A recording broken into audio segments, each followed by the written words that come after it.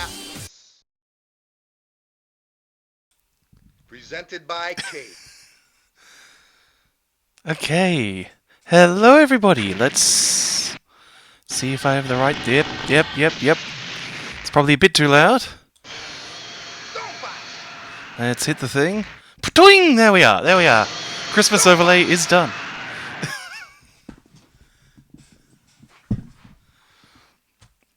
Wow, cool. Putative Portic, thank you. Okay, the moderator button's not working, so I'm not gonna ban that fucker. Anyway, hello, happy Christmas. Unlocking the microphone stand time. What is that mic stand doing? There we are. Hello! It's Christmas. I was going to just stream one Christmas shmup, but instead I'm going to stream every Cave shmup, and I'm going to build up to the Christmas ones. So yeah, the Cave, they're an arcade game developer through the 90s and noughts, who in 2013 pivoted to mobile game development, where their biggest success is a game called Gothic wa Mahou Otome, which is a disturbingly good mobile game. Their most recent effort is Touhou Genso Eclipse, which is also a disturbingly good game. Like, people were not prepared for how much video game is in that game, because they decided to use the Uma Musume idioms for how the grinding works, which means that there's a ton of actual gameplay going on here. And we're getting echoing here. I suspect we're getting some echoing through these audio sources, so if I do that... Yeah, so Cave, they were a spit... There was this company in the 80s and the early 90s called Tourplan that made some of the best shmups of the 80s and early 90s. One of their younger... then Street Fighter 2 happened, and it killed shmups. So the upper management said, we do not have the means to pivot to the future of arcade games, so we're closing up shop and giving everyone a decent payout so we can at least end on a high note. One of their more recent hires had moved up the ranks, one Tsuneki Ikeda was very sad about this because he liked to make shmups, and so he started a company called Cave in order to make more shmups. So of course, this means this company starts off with less resources than Tourplan had, so this game is less visually impressive than V5 and Batsugun, the last two Tourplan shmups, or even fucking Dogyun. But yeah, they needed help to get into their market again, so a little company called Atlas published the first few Cave games, and some guy who was working in the office as part of their translation group kind of chatted with them a bunch and wound up becoming the voiceover guy for Donpatch, their first game. Donpatch, what does it mean? Bang boom. Like, literally just bang boom with the... Or perhaps a better way to translate it into English would be bzap, because the Donpatch is very much the onomatopoeia for a bee hum, as well as the sound of gunfire. So that's why we got a bee in the background.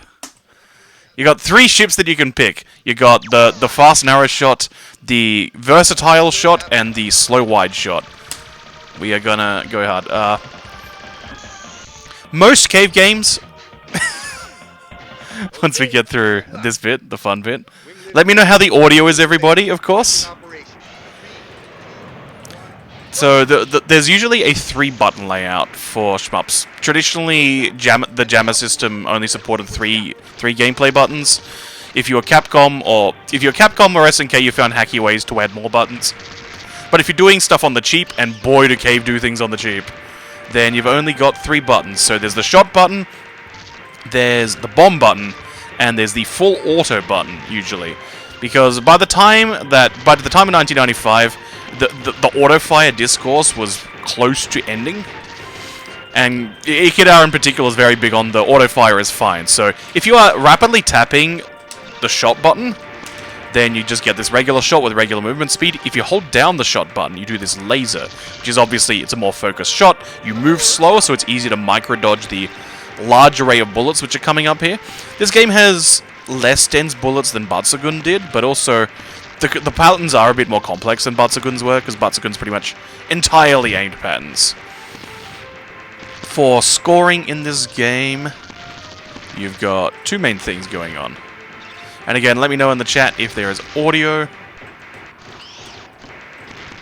In fact, I should probably send out a type in a bit.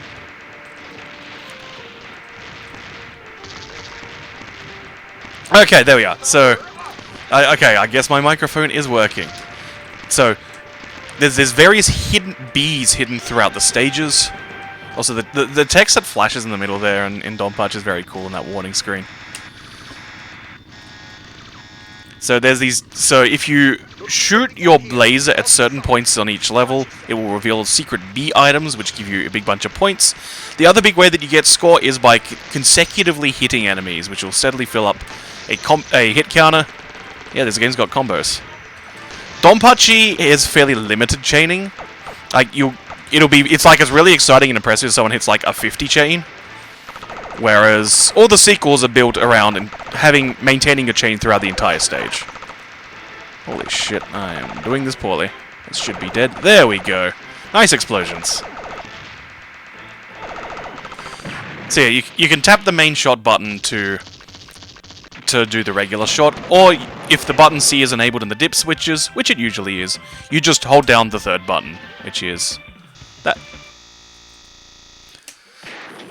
And that was something Ikeda had started even at Tour Plan with Batsugun in particular. That game had the C button. I can't remember if the first build did. The special version definitely has it in the dip switches. And of course available on the Saturn port, which was handled by Banpresto of all people. Because Tour Plan was dead by that point.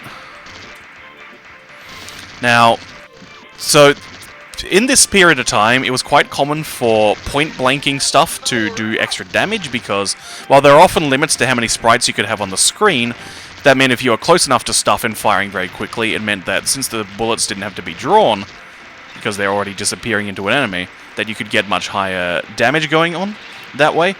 That effect is maintained with the laser in Donpachi, indeed every Donpachi game. Well, the way it's achieved is you see that there's this cool aura around your ship at the base, where the laser's coming from. If you are close enough that that aura is in contact with enemies along with the laser, then you do double damage. Because, yeah, you're hitting from two different hitboxes, and that is an intentional mechanic in every Donpachi game.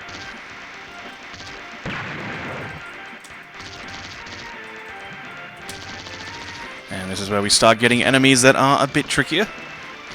Stage 1 is traditionally a gimme in a lot of arcade games, because that's the hustle. Is like, hey, come play this game. It's good. It's fun. Look at you having a good time, and you're gonna achieve stuff.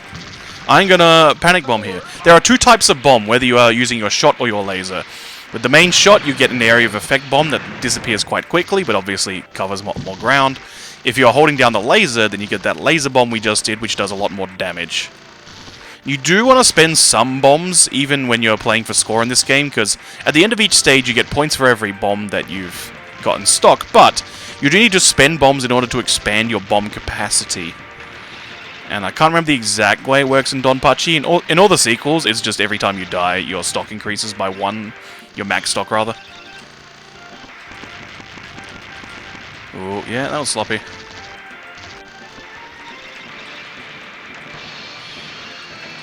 And yeah, when you are doing a lot of rapid tapping, it really gets to your wrists after a while. Which is, unless you're like, so there was this guy who was a celebrity by this point called Takashi Meijin. Oh, we got about some text.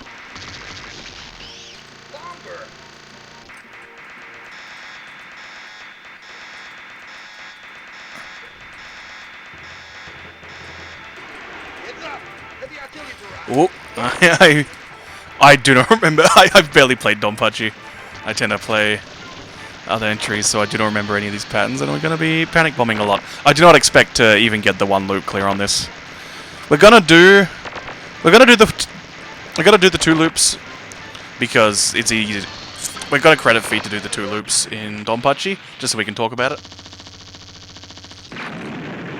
Adventure Island guy? Yes, Takashi Meijin was a celebrity in the early 90s.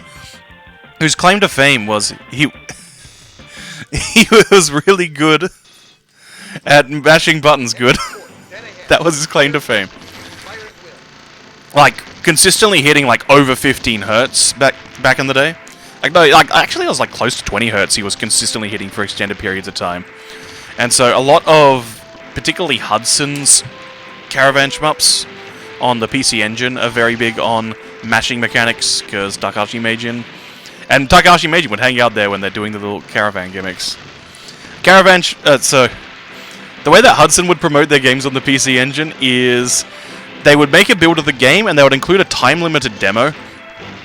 And they would just rock up to parks and stuff in a van and say, hey, we've made a new game, come try out this timed demo. Whoever's got the top score at the end of the day gets a copy of the game for free. And the other top 10 people get, like, merch and stuff. And that was a really cool communal way to build up interest in their games. And so Hudson built their scoring very much around how quickly you can kill successive waves of stuff.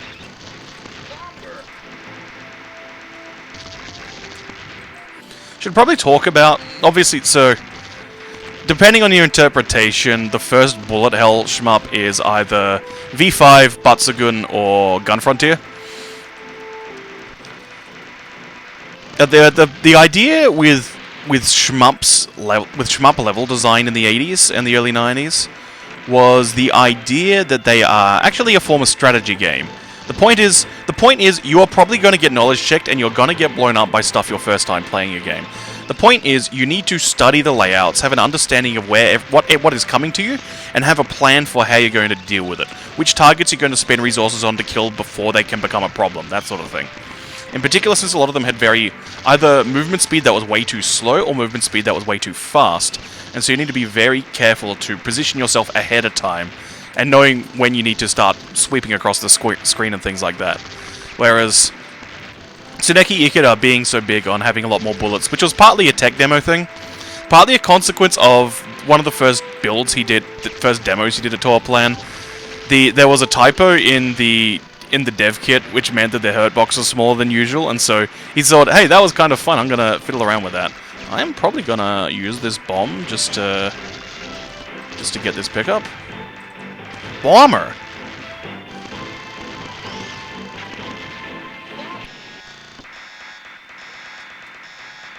Holy shit, you got a Steam Deck for Christmas? Nice. If you want a really easy to pick up to play game, Gray's Counter GM Million is really easy to pick up. Blue Revolver, also very cheap. Certainly, like, there's a better port of Death Smiles than the old port, but there is that cheap bundle of the earlier cave ports. Oh shit, I forgot how to do this. And I can't remember if those turrets can be sealed away. Panic Bomb.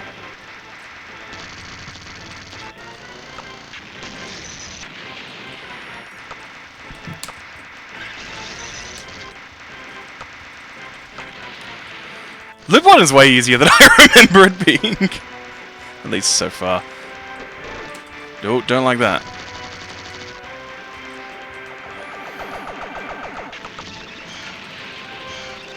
Let's try and... Nope, fucked up. That's okay, it's okay. Just a couple more shots.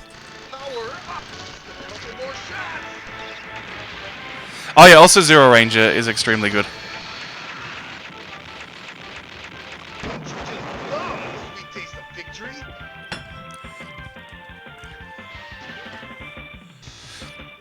Yeah, well, I mean, we'll get to Donpachi Daifukuts, aka Donpachi Resurrection, in a while. We've got a number of cave games to get to before then. And I'm not going to spend as much time on all of them as I am on this game. I just want to demonstrate and then talk about the concept of the second loop. I also don't remember Donpachi's layouts and want to remember the stages. I think this is the one with the funny shield boss. Oh, shit. Also worth mentioning... Oh yeah, so how it works is, yeah, every death that you take is what increases the bomb capacity, I think, but you only get back 3 bombs, whereas later Donpachi games, it fills you up to that capacity.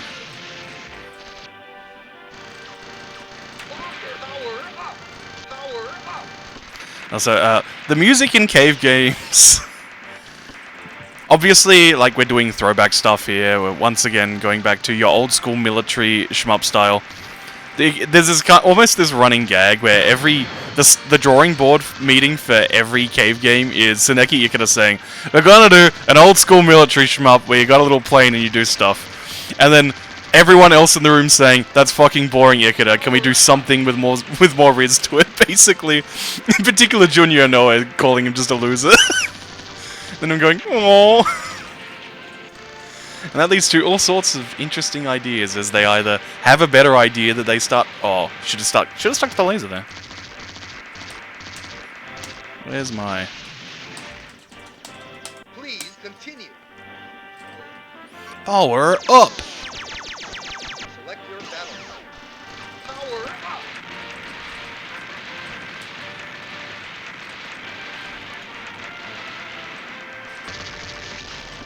Yeah, I'm dealing with that. It gave me a bomb. I'm gonna spend it. This game... Ikeda's games love to have a scoring theory which gives a disproportionate reward to not bombing at all, the entire game. But Donpachi's not quite at that point yet. You are allowed to bomb in this game, even on the second loop. Or indeed, even on the first loop. We'll talk about loops when we get there.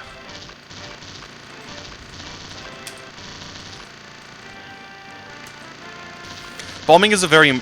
learning how to bomb and learning when learning to bomb before you think you need to is a very valuable skill in general for shmups. Obviously in cave games, the bombs are pretty much always active on frame 1 and give full invul. Ooh, don't like that. But that's not how a lot of bombs worked in the 80s. They generally had long startup and didn't give invul. The point was you had to preempt targets with them. Because the idea was, they didn't get invented because of the concept. They weren't brought from the idea of like having a panic DP like a fighting game, which is what your usual cave bomb is. Rather, they were originating from the idea of you are a bomber plane dropping a bomb on a priority target. Yeah. Shoot a bomb there. That was a good example. Oi. Oi. Power up. Power up. Oh yeah. Power up. So, extra lives. Power up. A lot of shmups in the 80s were really big on extra lives at regular score intervals. This is this in conjunction with the way certain other things about Konami games work makes Konami games a living hell for arcade operators because people got really good at them and that meant that their credit would like last literally hours. So it's, oh yeah, 100 yen for like 4 hours of gameplay. That's not good. You don't want that. Do you not remember how to deal with that bit at all? So, by late 12 plan and certainly by Cave's time, the idea is much more limited in how many lives that you get. Usually how it is in Cave games is there's 2 lives that you can earn from reaching certain score thresholds, and 1 extra life that's hidden by meeting a condition in a stage. Usually stage 3, sometimes stage 4. Depending on whether it's a 6-stage or a 5-stage game, generally. Usually it's like, just don't use a bomb when defeating a certain mini-boss. In this game, it's just you destroy that crate in the middle with the laser and you're good. I don't think there's a limitation. Similarly, when we get to the sequel to this game, it's gonna be just... Oh, my goodness me. I got got. I deserve to die there.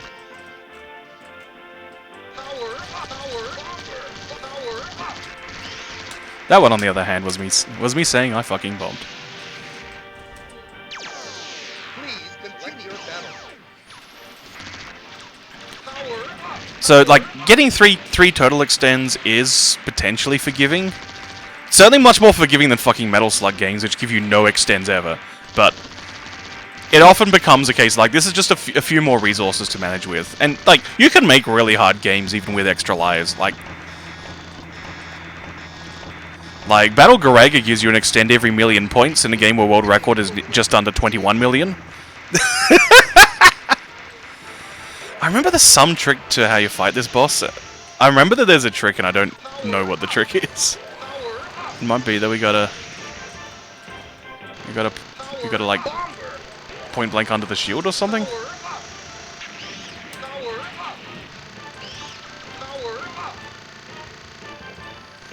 I'm gonna keep going around the world there for the moment. Whoop, whoop, whoop.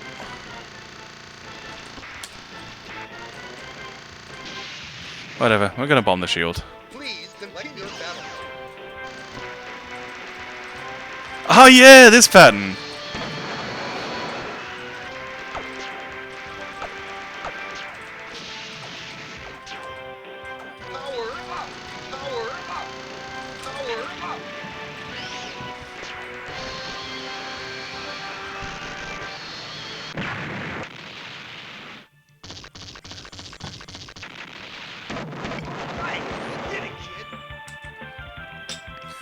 I'm just pouring some more tea into my licorice recoil mug.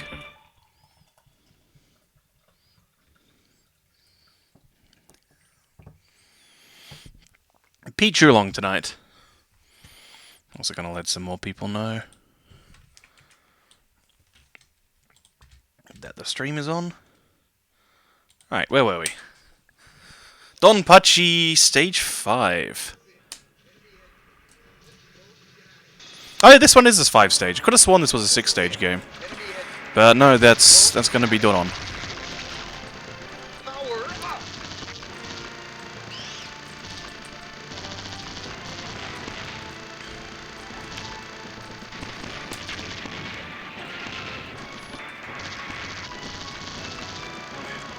Now we will talk about the sequels to Donpachi when we finish with Donpachi.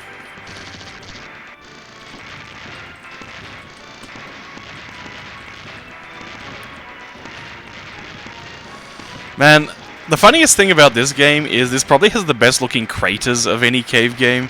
Cave had a lot of incredibly talented... Oh no, we got some examples there. Cave had some incredibly talented artists, but there's one thing everyone in the company sucked shit at and never got good at. It's drawing craters. In particular, the way that the craters... When the craters start popping up stacked over each other, like, they don't tessellate well at all. They just look awful. It's a thing that once you start noticing, you're gonna notice it in every game. Especially because the explosions themselves look very good. Like, look at this main shot. Gorgeous.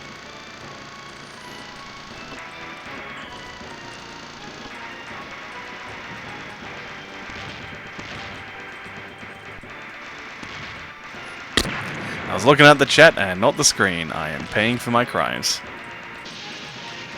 Bomber! Power up. Bomber. Power up. No, it's okay, Solidus. It's okay. It's okay. Just look at the backgrounds. Look at the backgrounds. Don't look at the craters. Look at everything else. Especially in these early days. Like, you see that little tank crewman panicking? Like that's like some borderline Rising stuff. Ah, Rising. Power up. Whoops.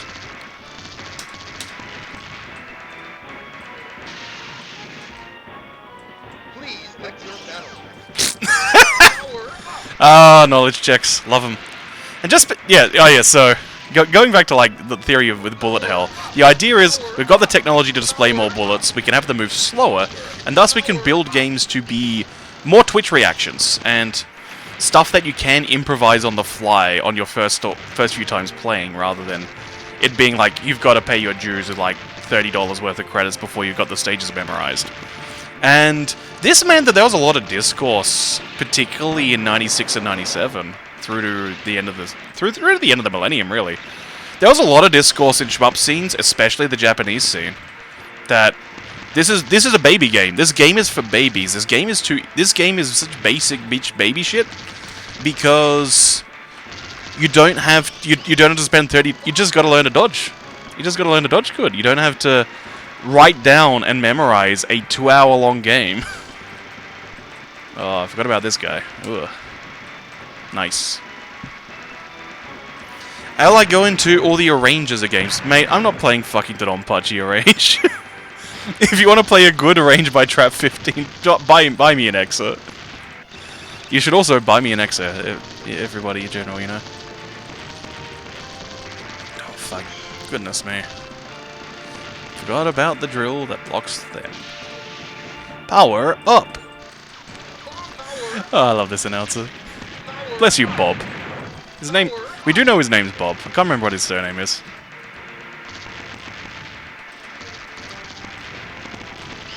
Alright, I think we're at max power again now.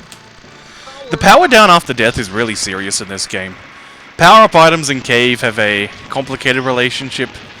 By which I mean, they're in a lot of Cave games because it's a genre convention, but not many of them actually utilize the concept of having power-ups in a very meaningful and interesting way.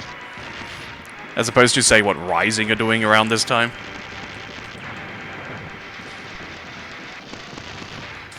The old man shooters are about hating you personally. Oh, don't worry, Million. The Danmaku also hate you personally. But certainly, it's like if you've proven the wise old ways of how you used to be able to get through shmups. That's where the Danmaku games get you.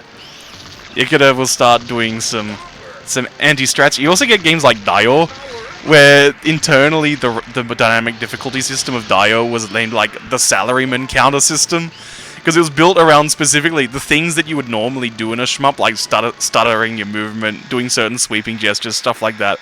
Point blanking stuff too much. That's what sets off the dynamic difficulty. Yeah. So much like Batsugun, Ikeda's last game at Torplan, the final boss is a big ass turret with just all these moving little bits, and there's certain ways that you can do this fight. From memory, you want to just stick to a side around this time.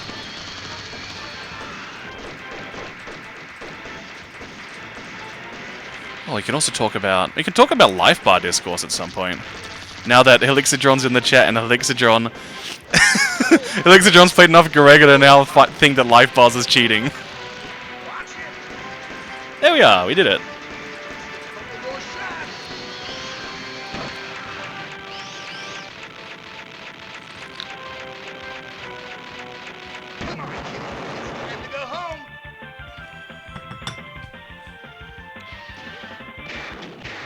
Hey, didn't we just beat the game? Why did we refill our bombs?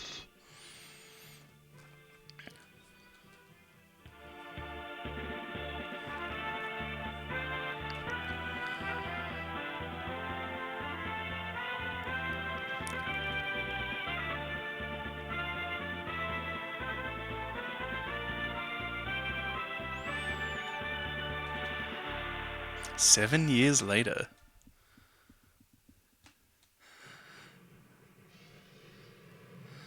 Yeah. So we have a framing device for why we have to play the game twice. The framing device is that we are recruits of an elite force called the Donpachi Squadron, which is trying to set up a bold new military, a bold new elite force, but they actually set up like 10 of these bold new elite military forces, and the idea is to pit them all against each other until only the strongest one remains. So that's what we spent 7 years doing, and that's why we got to play the game again, because now there are only 2 remaining squads, our own and the ones we are going up against. So as early as like Xevious, so you got to remember, early arcade games, of course, were built around you keep playing until you game over. But then people had the idea of like narratively satisfying endings and just the joys of reaching an end. But people were used to you got to keep playing the game until you actually game over. And so Xevious and especially Konami's games were big on, well, when you beat the game, you go through it again, but it's harder. And you just keep doing that until you can't beat it anymore. And this is a problem for Konami's games because people got really good at beating stuff like Gradius and fucking Gradius 3 even, despite that game being pure evil. And so that meant that you could get 1 credit would get you like several hours worth of play when you got really good, and since it was all memorization based, you could just get it into your hands, build up the muscle memory, and keep playing. But so operators friggin' hated these goddamn loops, but there is this certain romantic appeal to being able to go through the game again, but it's harder. And so Cave are very big on having just a second loop, 1 more loop, and it's harder. In particular, how this game handles it is the patterns are a bit more complex for the bosses, but the main thing is every time you destroy an enemy, this stream of revenge bullets comes flying out, which was an idea Ikeda had tried as a designer with the Batsugun special version, and we're building on from there. But when we get to the end of the game, there's going to be a little bonus for reaching the second loop, for getting to the end. So this game, it's simply, you play the game and then it makes you play it again and it's harder, which, you know, like, Ghosts and Goblins. Oh my goodness me, really? In subsequent Cave games, they're gonna make you earn that second loop. Shmups with good narrative/story.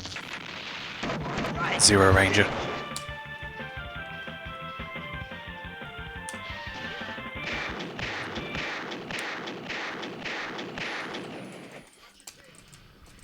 Yeah, Zero Ranger is the easy answer there. If you're willing to dig into like the themes, like Ikaruga is a beautiful game. Radiant Silvergun achieves its story by you play the Sega Saturn you play the story mode and you watch like 5 hours of OVA cutscenes. Is how Radiant Silvergun pulls it off. Alright, so now we're at a point where, as you can see, there's so much shit that flies at you when you kill stuff that sometimes the correct answer is to just not kill stuff at points, just to prevent the revenge bullets from coming, especially at the time. And yeah, certainly, like, shmups is very much about theming through the aesthetics, the music, and the level design. As we get through this library, we'll be seeing there are some cave games that have some wonderful, and I would say at a couple of times, some quite hauntingly beautiful theming through aesthetics. Because effectively, the story of any arcade game is, dare I say it, Joseph Campbell's hero's journey, right? You player one, where you player one are the main character. Like the hero has answered the call to adventure through the act of inserting a coin and pressing start, and the rising challenges and encounters that you're getting is like literally just as you get each level. Like the story of an arcade game is the story of you overcoming that journey. And that's what can make them so intense and visceral. Like a really well-designed arcade game. The way I describe it, and I use this for fighting games as well, with the way that the flow of a fight or a series of fights can go is like you can get a lifetime's worth of emotions in an hour, and that makes them such an intense and exciting way to live. But whereas in a fighting game, you've got to maintain that dialogue with an opponent, whereas here you're fighting against the legacy of a designer. You know, less man versus man, more, I guess, man versus nature. In terms of that way of breaking down narratives.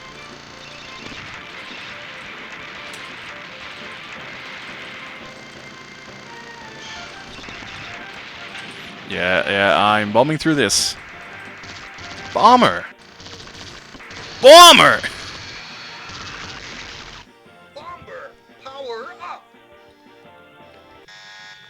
Oh yeah, fucking Metal Black. I mean, all three Takanatsu Senbu games, which is, yeah, Gun and Frontier, Metal Black, and I dodged that. Fuck you. Fucking slow down. And Dino Rex are all tremendous games. You know what? It's time to just start bombing.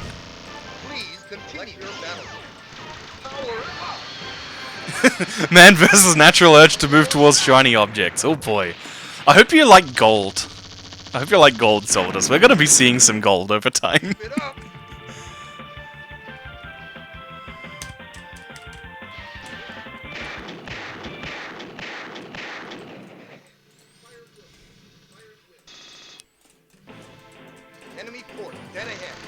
So here we're just tap dodging our way there to make sure that all these revenge bullets are coming out.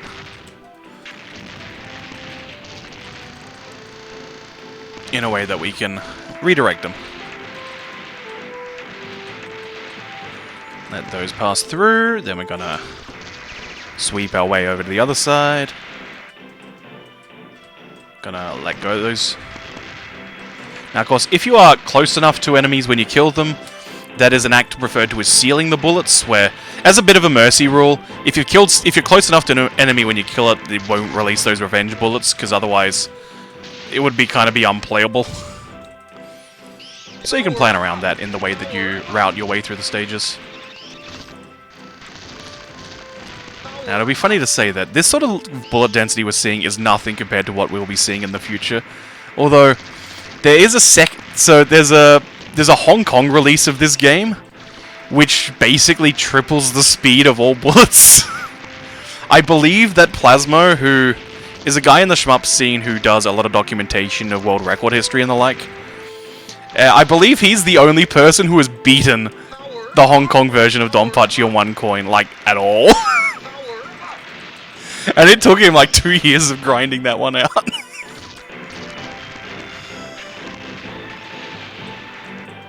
Now, Plasma has some weird interests. It's like that and Pink Sweets are his favorite games. And usually, like, a lot of people don't enjoy Donpachi anywhere near as much as the sequels, as we will get to.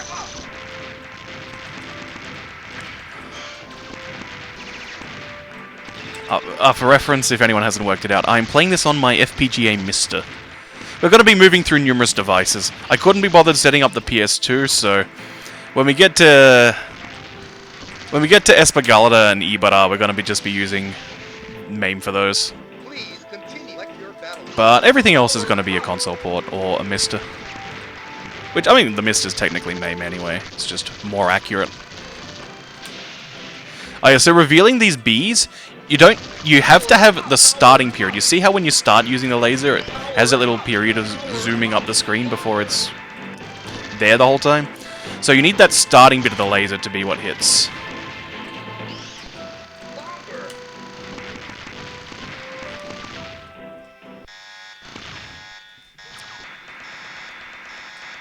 Oh yeah, it's the battleship again. Yeah, this boss significantly worse when you So you gotta do stuff like this.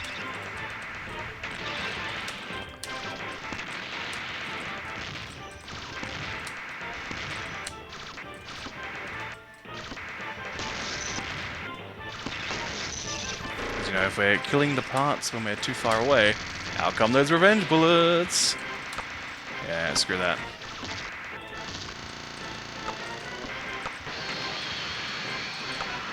Whoop. Bomber. Power up. Power bomb. Power up.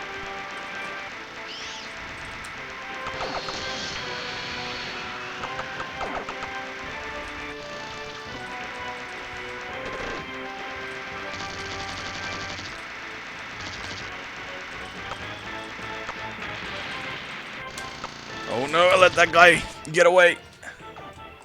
Just a couple more shots. There we are. Couple more shots.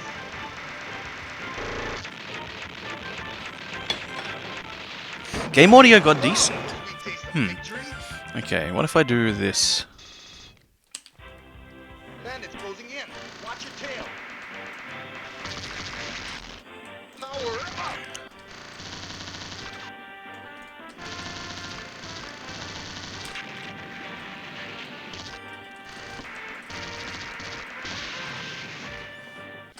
Please continue. Select your battle. Yeah, everyone loves the announcer. Everyone loves Bob from Donpachi Bob.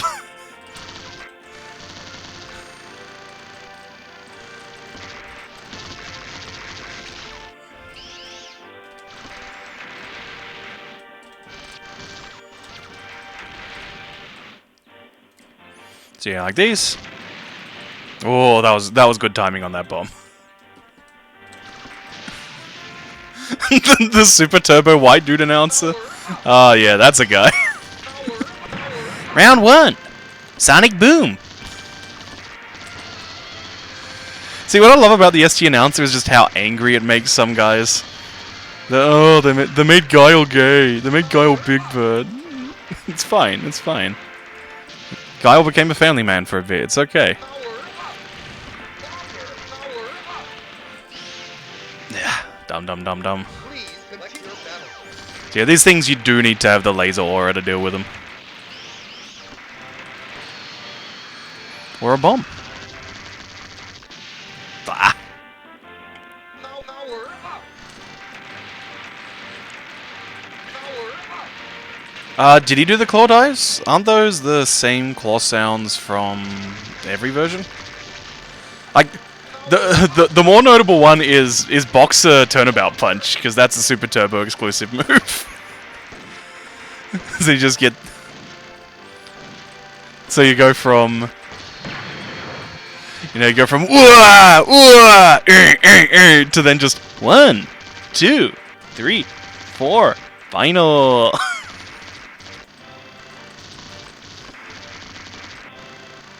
Oh, there we go.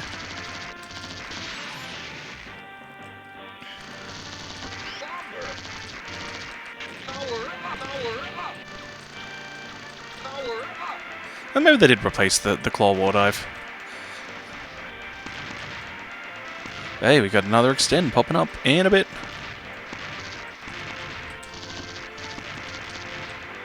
This is, of course, a staple of vertical shmups, is the big battleship level. I mean, I say vertical, but it's also in horizontals as well. They tend to be designed a bit differently when you're doing a big battleship stage in a horizontal, like, say, R-Type Stage 4. Which is one of the stages of all time, as Emilian will attest to.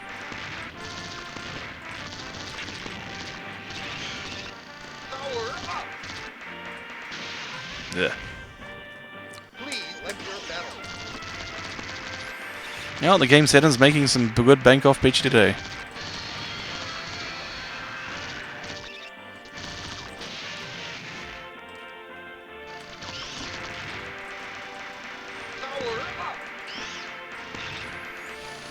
Oh yeah, I think you do need to destroy all the bits around the side first, and then you destroy the middle, like it is in Dodon.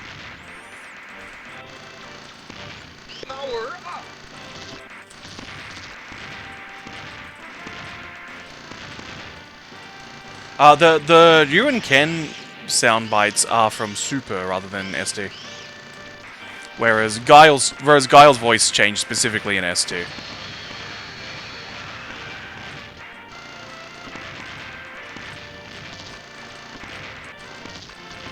Ooh, got through that bit.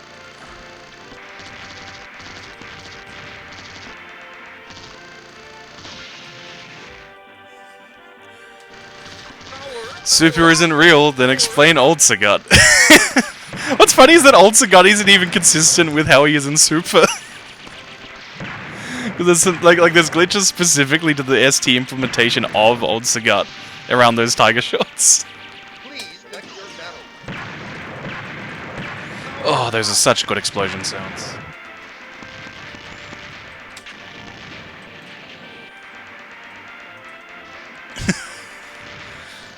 The bomber sounds like Villain Ted saying bomber. I mean, if you want the best bomber in video games, you gotta play Chip's Challenge.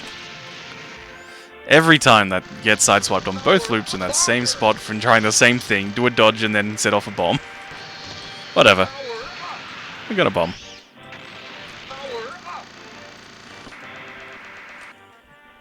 Oh.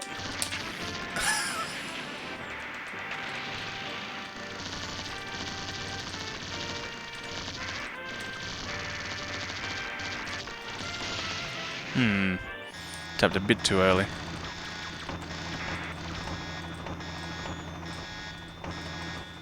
Concentrate, kid. Hit him when he pulls away from the titanium shield. Had to bomb there because I was pouring tea while waiting for the boss to spawn. Mate. You okay there? Yeah, we're okay. Okay. Thought it was going to be one more.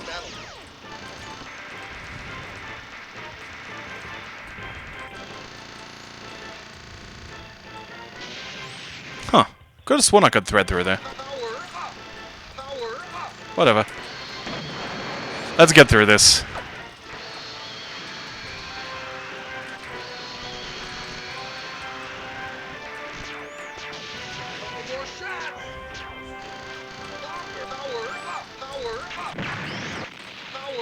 Damn, this seems hard. This seems hard. Yeah, I mean, this is loop 2.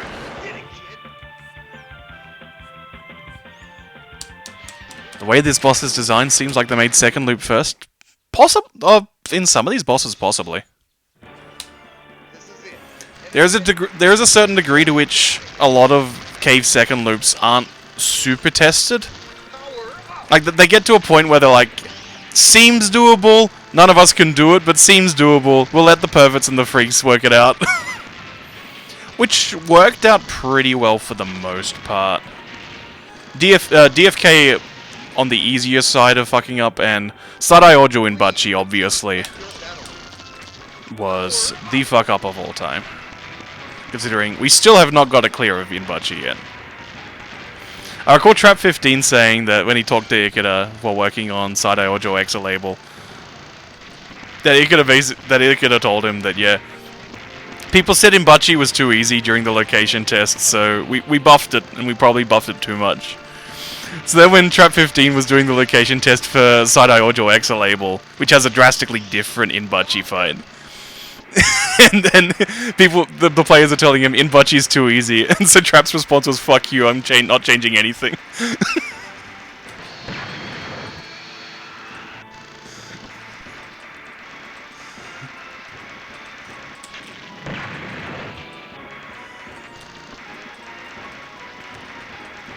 Yeah, sure do wish that that new game center in Adelaide had bought an Exocab. Please, just grab a Sadai Ojo. That's all I want.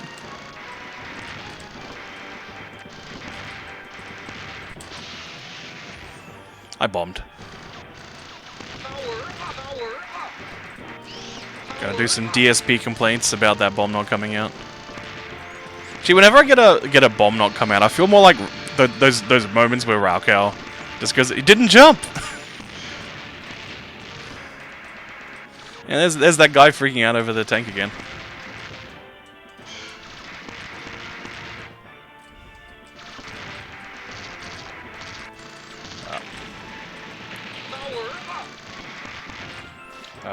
See, that's why you gotta be careful with when you time your kills. So that doesn't happen to you.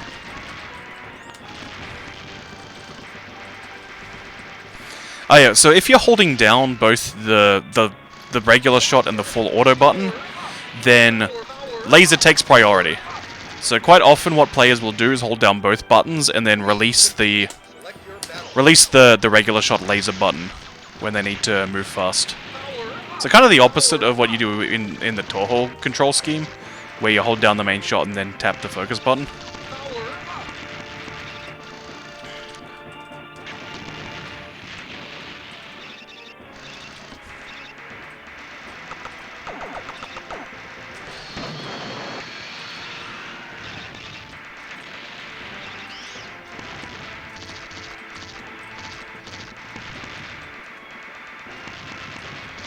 Yo, fellow Raukau Roger, mate, I was in that fucking something awful thread.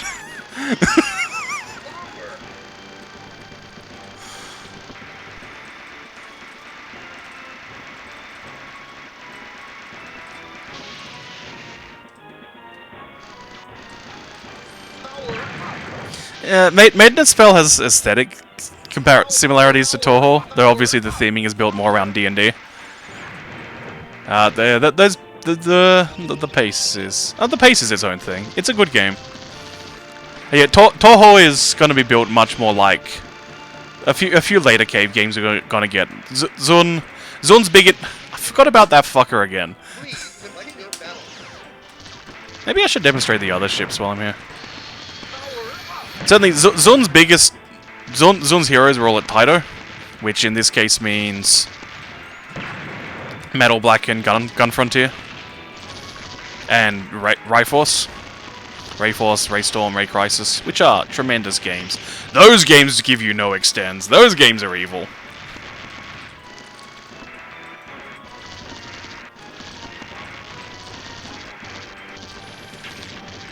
Ah yeah, I should also mention again, Takanatsu Senbu, the director of Metal Black Dino X and Gun Frontier. I botched my inputs there.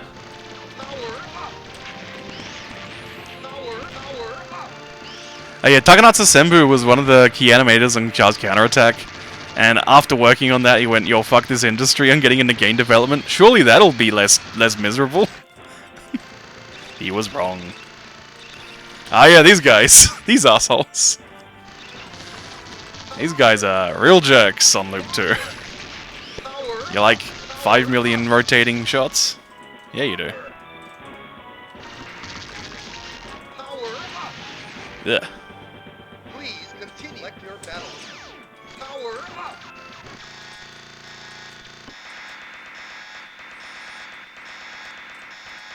And now we get the final boss again. but you may recall it had lots of destructible parts, and what happens when you destroy parts in this loop? And that is why.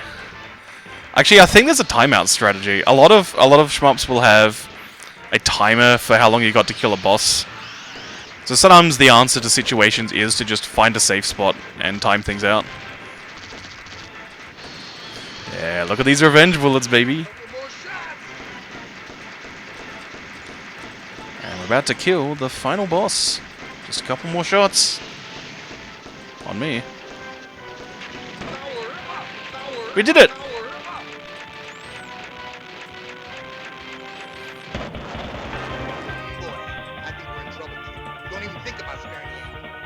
Hang on. What on earth is going on?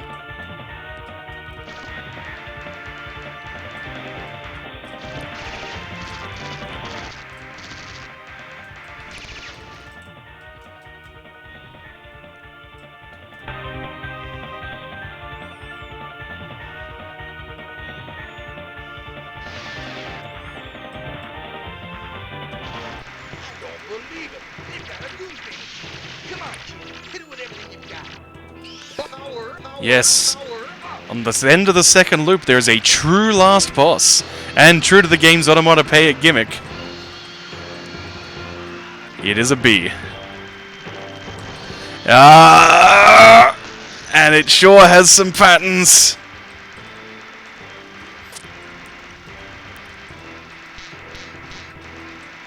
Ah, yeah, these guys that spin around you.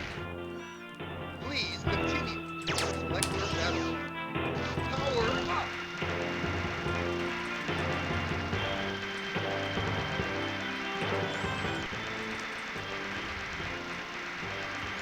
We'll wait for the iconic pattern to come again. Or maybe we'll just bomb again. Yeah, I ain't dodging that.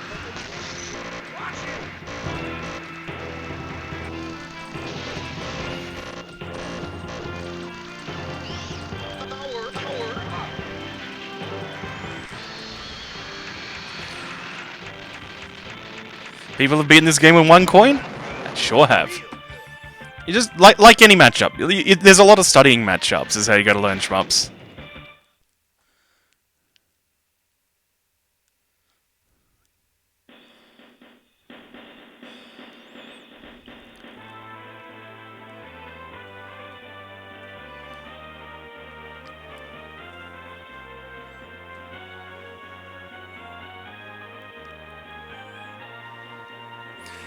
There you go, we did it.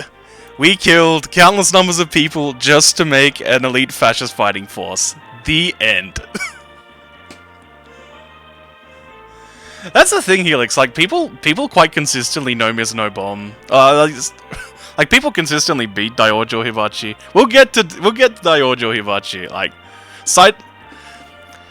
it's definitely, it probably is the hardest of the Hibachis. Oh man, I forgot about, yeah. We have the fucking bootleg version of Piperin. Because we're still living on that Torplan legacy at this point. Thanks for playing this game. Bye. Game over. Okay, I hope that got picked up by the stream there.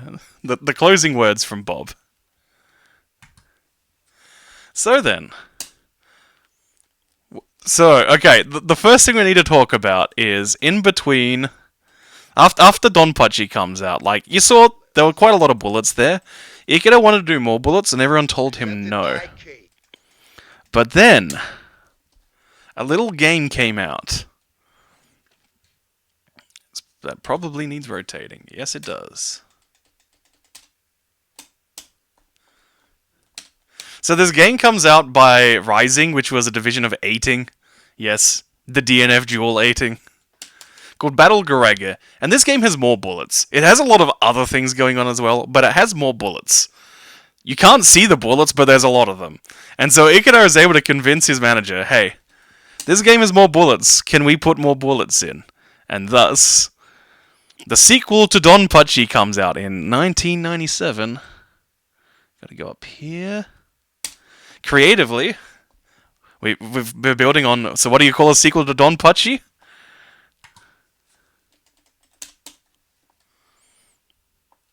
Well, what you call it? Atlas. Presented by Cave. Dodonpachi! We've gone from Bang Boom or Bzap to Bzzap. Alright, same 3 ships.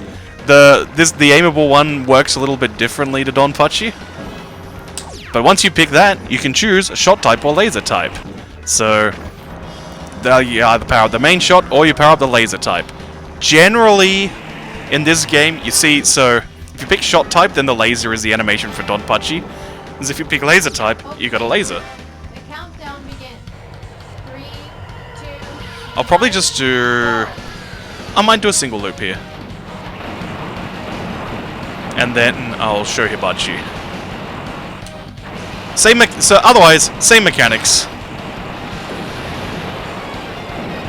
But you can see the movement speed, I'm moving faster. Obviously, we've gone for a hard rock soundtrack this time, rather than the military dirge. You got these fucking 30-degree bridges, the greatest piece of level design in human history. As you can see, it is a lot easier to build up the combo chain. It is possible to full chain pretty much every stage in this game. Yes, even this bit where there's a giant gap. We're gonna get a huge amount of... Like, look at this. This is stuff that we were seeing in, like, Stage 1 of Loop 2 previously. And that's just what the game is now.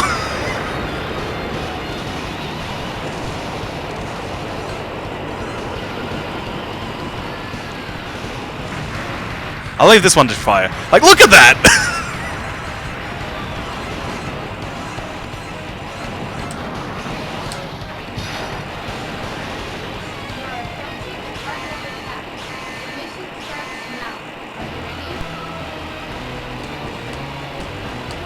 I love the boss thing. Is this campaign ROM hack? No. No, this is just a Donpachi.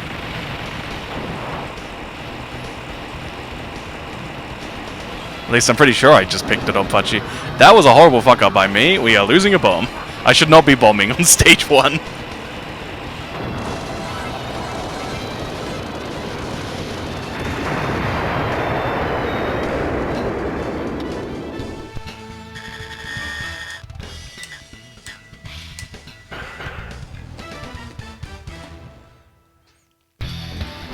So you can see right away, Dodonpachi is punching you in the face with a gigantic improvement in every way it is over Donpachi.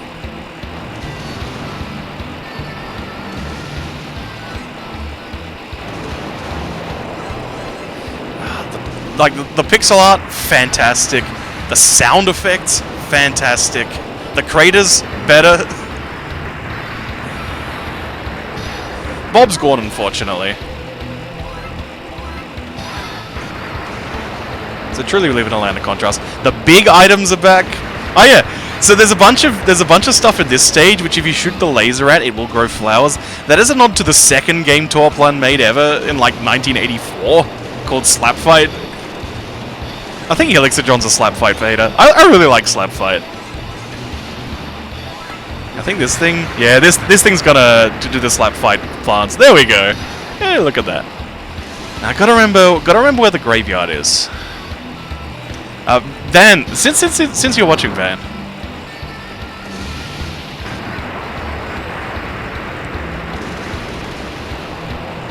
Remind me which stage the graveyard's on?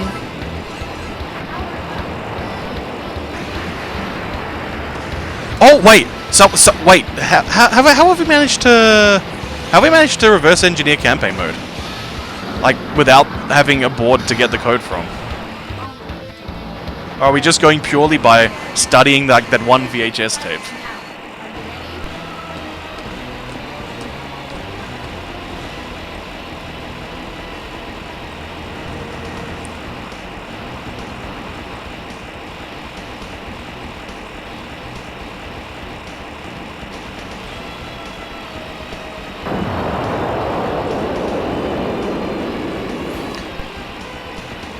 But yeah, Helixodron, if you're not familiar with campaign version, there was one of the first cave festivals, cave matsuris, Oh shit, I forgot how to dodge that one. And I was talking about Cave Matsuri. Yep, one of the first cave festivals had effectively a ROM hack of the Donpachi, which had a prototype of Diojo's hyper system. It's generally referred to as Blue Label. As far as we know, there were at most 2 boards of it printed ever. And I think one of them was given away in a competition and the other one may have been damaged. So it's borderline lost media. We know it exists because, of course, people were at that festival, and because there was a VHS tape super play of the campaign version. Now, I gotta remember that we're gonna start seeing in this stage a bit of a staple in cave level design going forward, which is big enemy that cancels all bullets on screen. Yeah, I deserved that death. That was horribly routed. Yeah, no, this is the mini-boss. I mean, we already saw it with the mini-bosses in the first 2 stages, but we're gonna see regular enemies that, when destroyed, remove all bullets on screen. And so you want to time when you kill those in order to best protect yourself. Which is another way that you can have an effect similar to a bomb without actually using a bomb. And it becomes a timing thing rather than a pure resource management aspect. So, ways to encourage the sort of old school routing that old school shmups used to have.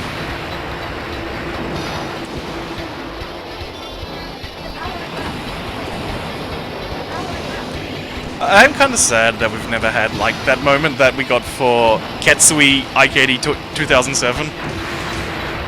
Where, you know, Summoner M2 was just chatting to Ikeda about it while working on Destiny. And Ikeda's just like, oh yeah, I remember that ROM hack, yeah, here's the board, it's sitting in my office desk. These are not the bullet cancel enemies, so yeah, we're just gonna sit here for a moment. I'm gonna keep it safe. There we are. No, that is one of the bullet cancel enemies. You see, you destroy it, it kills everything on screen, and thus you're safe and having a happy time. Now here's yet another big battleship. This is the one where we need to destroy all the parts along it, and then destroy the middle part last, and we will get a 1-up. Which is very good, because I cannot score for shit in Donpachi games, because I hate chaining.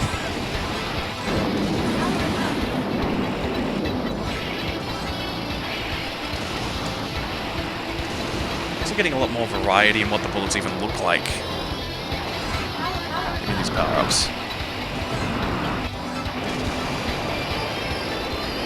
Gotta destroy that side, and this side. There we go. I mean, games being loud in arcades, very normal way to get attention. Like, you've experienced the Guilty Gear Double X audio mix. Especially if you played on a PS3, which is the arcade accurate, not Mike Z whining that it's too loud and turning it down. Why don't more devs do this? Fuck you.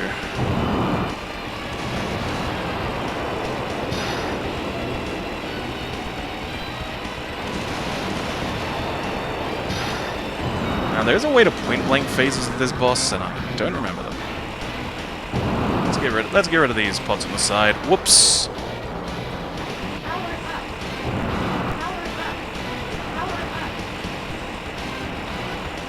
Okay, there's only one of those left. We'll have to deal. Hey look, it's this pattern. Elixidron, you should be familiar with this pattern when you refight this boss in Diojo.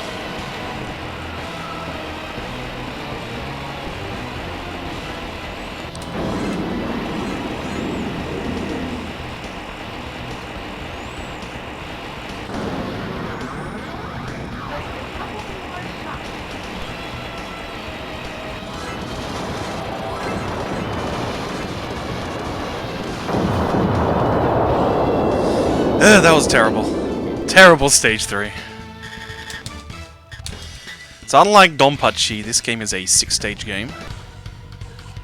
And also, it only has 3 pieces of music for the stages. Because the composer didn't have time to write more songs. So we just looped the stage 1 through stage 3 themes again. Fortunately, this means we get to listen to the stage 1 theme again, which rules.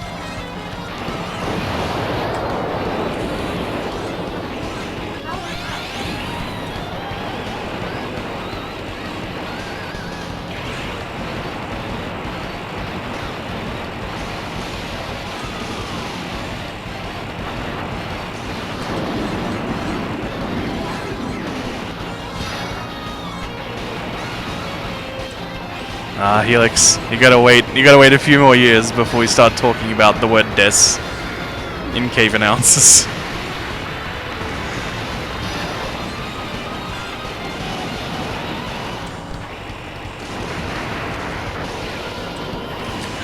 Van, when I get to DFK, do I use my 360 or my Switch to boot up DFK? Do I show like, because they have slightly different color rendering. I guess 360 is more accurate in terms of beam count. Thank you for the bomb. Love to receive a bomb. Oh yeah, shit! I forgot to remember where the grave is. Now that we are on stage 4. Sloppy.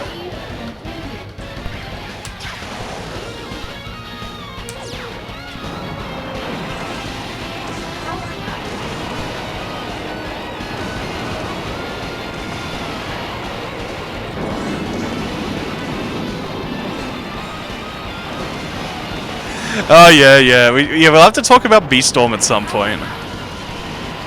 Because yeah, I'm not intending this isn't specifically a Donpachi stream. This is every cave game stream is what we're going for, to show the breadth and the history of this company full of weirdos who dedicated their lives to a genre that was dead even as they started. Really.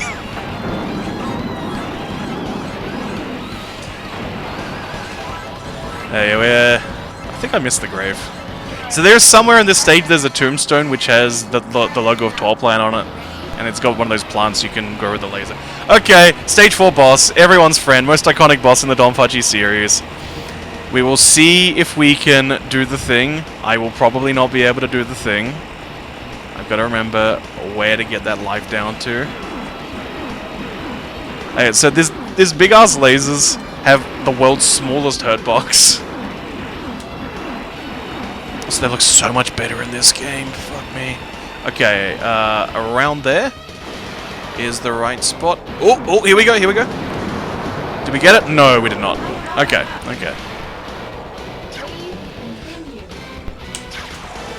So if you destroy those main guns when it's as far to the right or to the left as possible to be for the boss, then it gets trapped there and it just stops firing.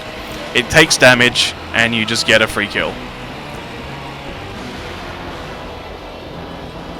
And in the meantime, we should talk about B-Storm. So, you may recall that Cave, in order to get into the market, they needed a publisher, and so they signed up with Atlas.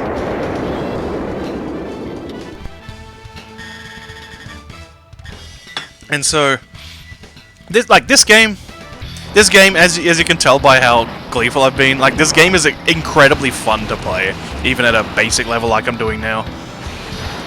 Everything, just this tactile response, the art, the sounds, just an incredibly satisfying game to blow stuff up in. This game was a hit. This game was a huge success in Game Centers. And so Atlas as the publisher went, well, if it's, well, you know, shmups, they're pretty quick and easy to make. They're pretty popular. This one was extremely popular. We own Donpachi because we have published this game and its predecessor. So we won't bother making the sequel. We won't bother having to like Cave get a share of the profits by making another Donpachi. We will make our own Donpachi.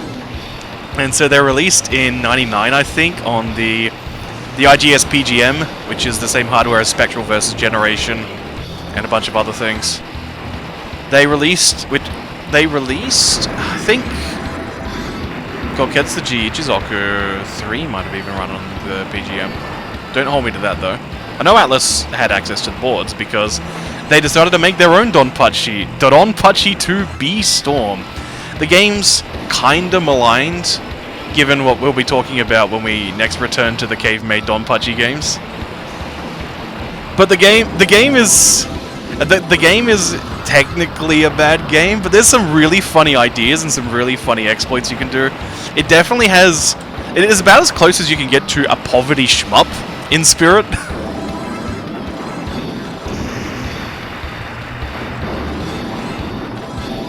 Oh damn, I did not... Oh yeah, so, to unlock the second loop in this game, rather than just beating the first loop, you need to have met certain conditions. Obviously, not dying is one of them. Not using a single bomb while clearing the first loop is another condition.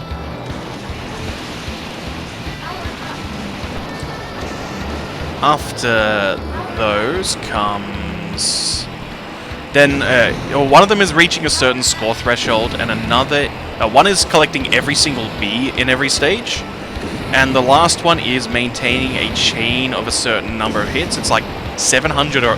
It's either 600 or 700.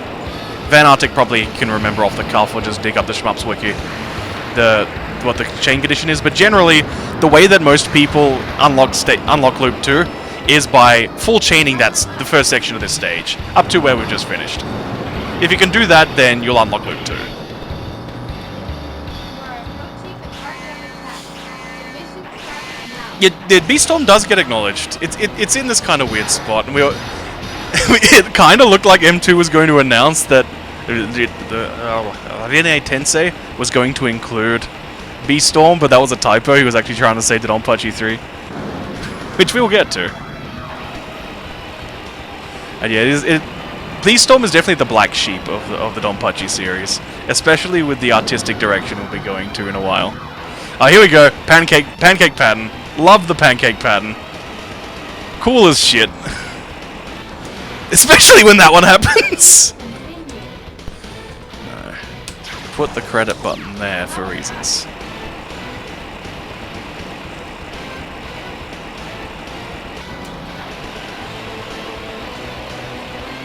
This pattern, less cool. I hate crisscross patterns so much. Crisscross applesauce! There we are! More crisscross patterns. Nah, we're not dealing with that. I got a couple more shots at...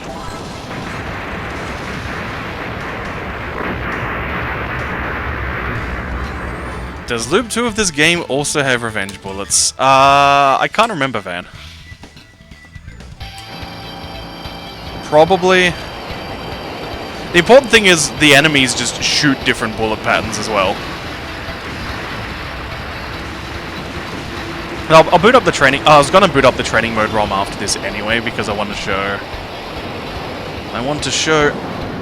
our good friend... the true last boss of this game.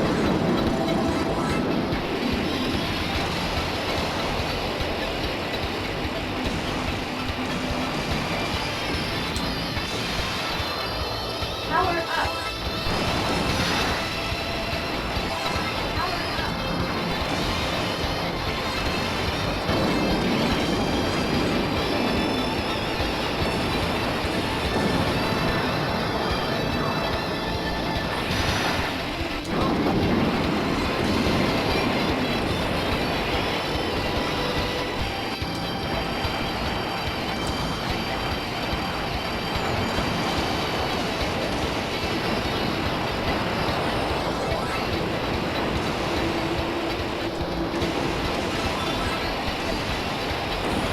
And yeah, I'm actually trying to not die on stage 6, so that's why the commentary has disappeared.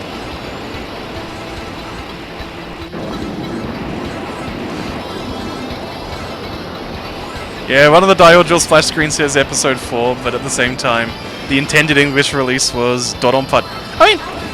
Yeah, Dodonpachi episode 4, and likewise, it was going to be Dodonpachi 3 was going to be the English title.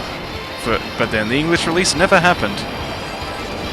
It's 2002, and who's buying a PGM for an American Game Center in 2002? You know, that Spectral versus Generation scene.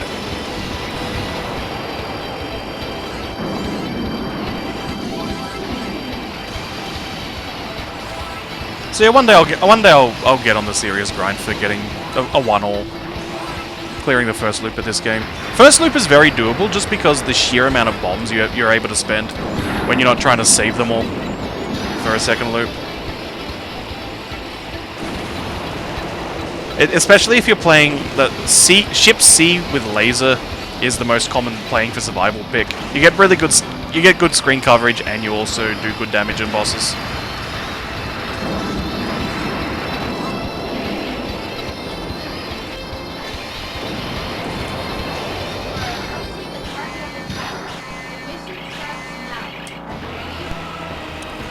Ah, final boss. This boss is cool. I like the stage 4 and 5 bosses more, but the final pattern of this boss is very cool. Also, the way it warps in, extremely cool. Just a really neat effect.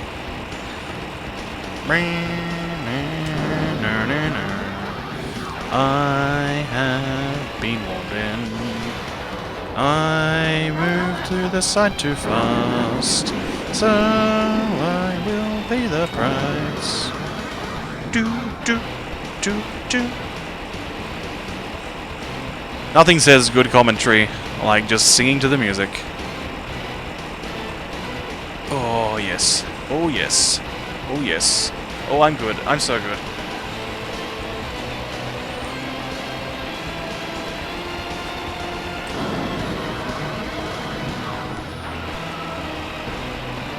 Here we go. This pattern. This pattern. This pattern is pretty much purely learn the rhythm, and you'll get it. I'm just gonna bomb through though. We got the bombs. See, when you got enough bombs, you can just resource tank your way through this bit. And there you go. That's loop 1.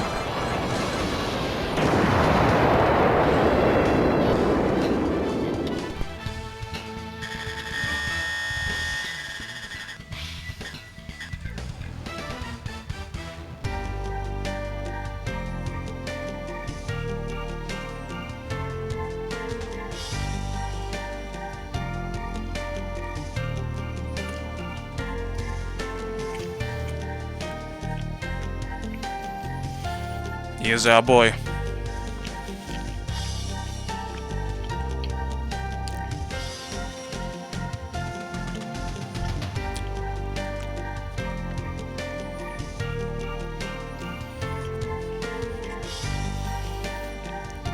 Ah, the main fleet.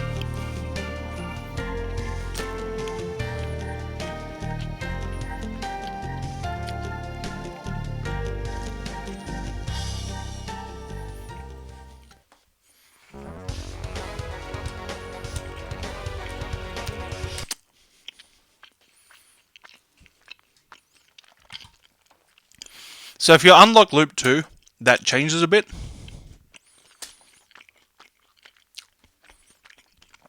As your commander basically says, yeah.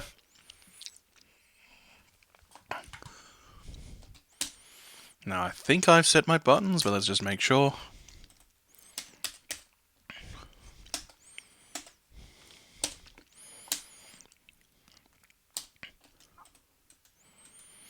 Okay, level 6, loop 2.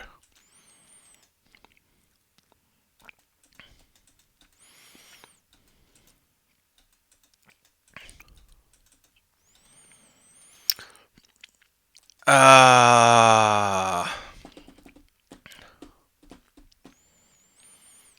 think that's gonna put us at the right spot.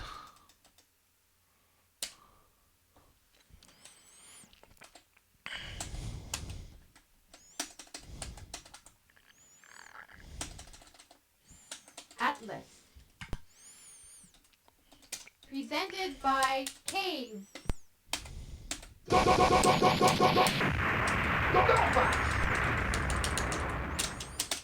What is going on here? Why is the coin not inserting?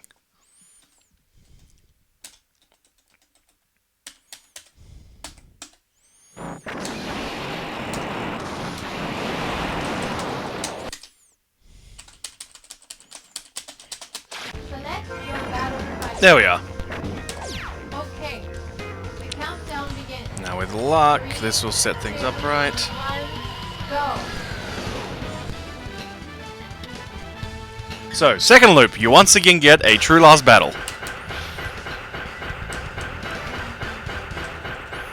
And it is certainly a moment of game design. Okay, so it turns out that your commanding officer was misdirecting you. There were no invading aliens. He was directing you, an ace in the Donpachi squadron, to commit genocide. And so you realize this and you go, well, I gotta kill my boss before the genocide continues. Which is this big-ass form. And once you destroy this big-ass form, which you can't use laser bombs, only shot bombs on, the final form is revealed. And there's a tacit admission that the regular boss theme is better than the True Lost boss theme, so we go back to it for... Hey guys!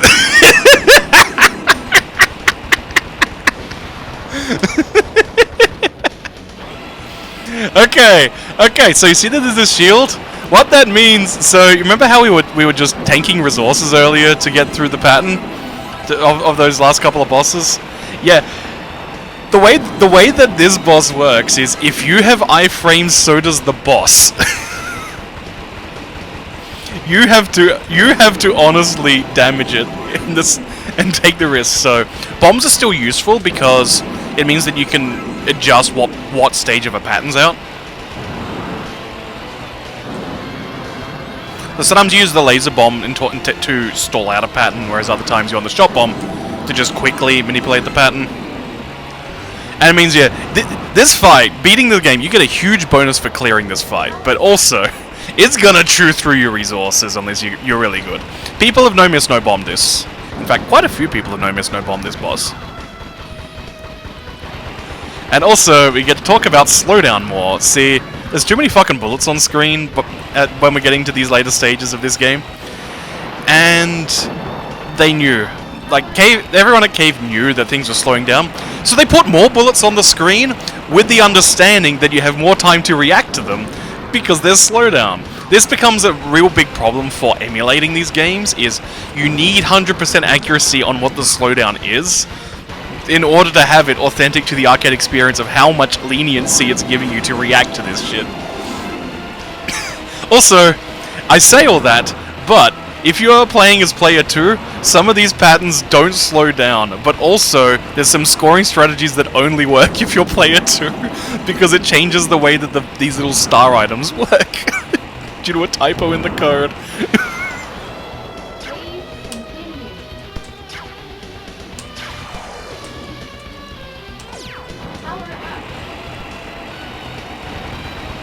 And yeah, it is otherwise a slightly easier fight on player 2 side. I'm trying to remember which side. I think Pearl's done it. And I'm trying to remember if Pearl was P1 or P2.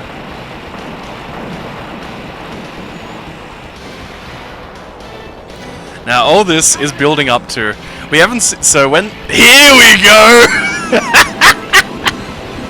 Here's the final pattern Hibachi throws at you for the rest of the fight. Legendary fight. You ever seen Toho games use these bullets? It is Un paying tribute to this pattern. Ah, it's so good.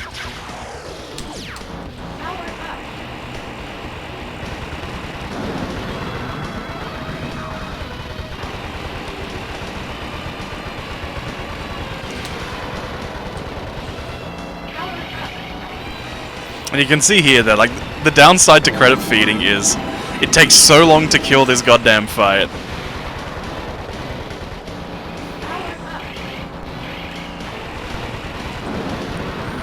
And, you know, like this is what the future of shmups becomes, not just in a fuck you difficulty way, but in the sheer spectacle of this sort of encounter. You know, knowing that some guy has managed to make it to the second loop and it's like, oh, are they gonna do it? Are they gonna do it? And then they go put through all that effort, and then they also have to deal with this shit.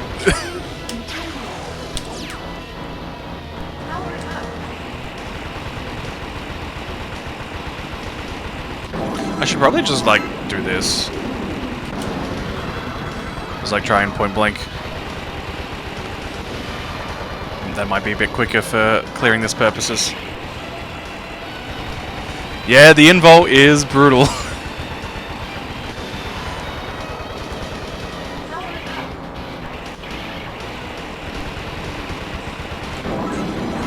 Like, you might be able to see from the way I'm playing, like, there's basically...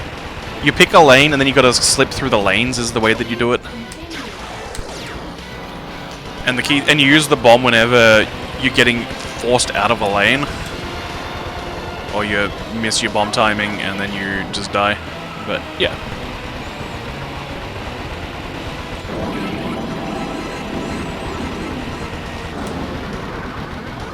And that's why I sometimes use the laser bomb, just because you see you're at the part of the motion where it is just gonna say nope for a while.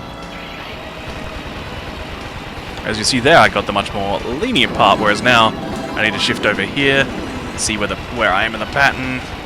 Tack on a bit more. Nearly there. And that's going to be the fundamentals of what a true last boss in a cave game is for pretty much the rest of the company's history.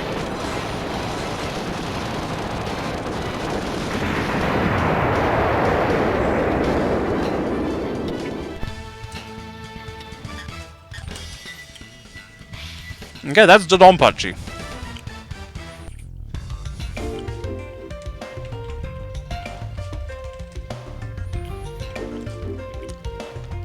Now I gotta check which game comes next in the history. Okay, Esprade's next. Perfect. Christmas game.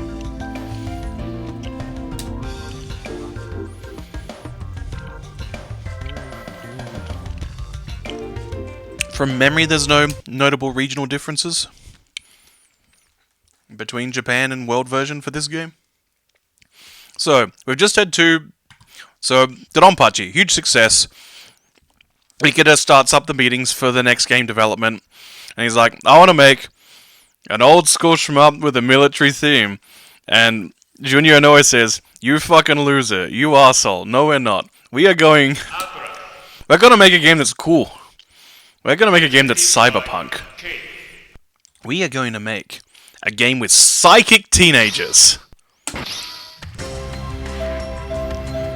I think I need to push B. Alright, you got a shot. If you hold down the shot, then you'll move slower, just like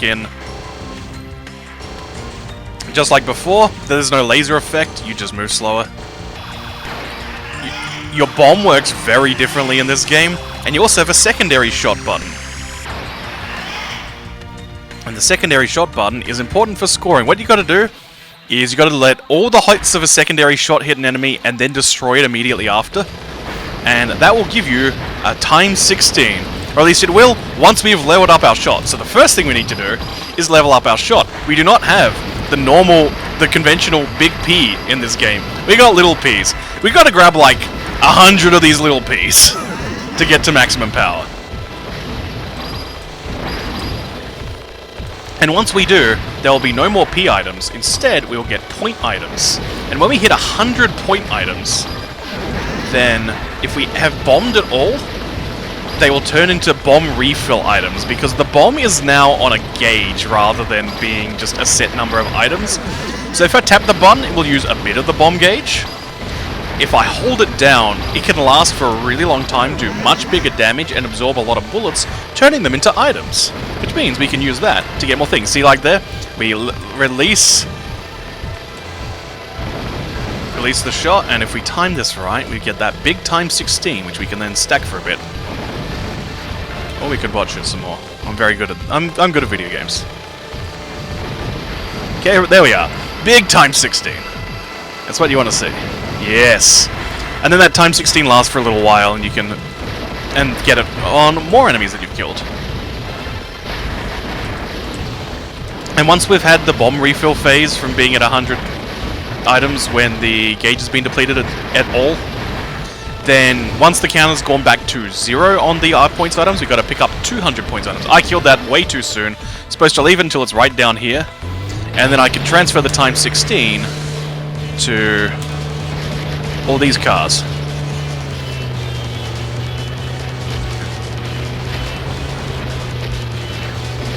They aren't quite at the most iconic music for Cave as a company yet, but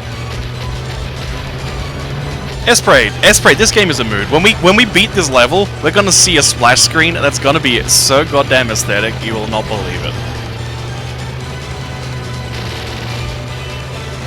Oh, this game has gore? Hell yeah, this game has gore.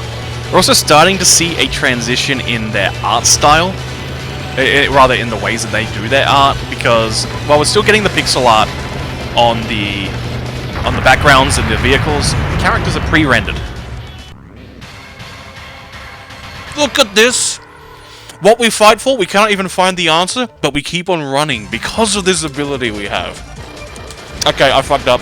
I need to push C, not B, a character select, to change the first 3 stage order. Because I wanted the school second, I did not want the school third.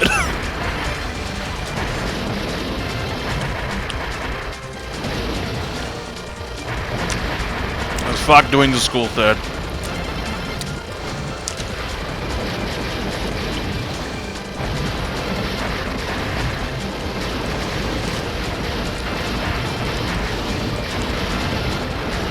I need to get back to working on this game.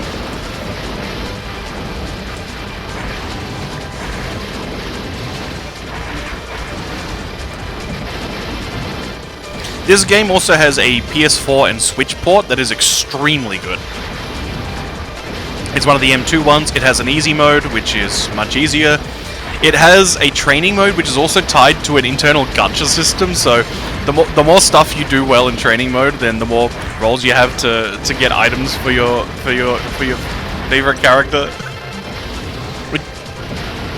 Some of which can be used to just do like an RPG power-up mode through the game. Or fuck me. Or just purely to have a funny dress-up game. So yeah, this is one of the few cave games where the power-up system and the items is actually meaningful.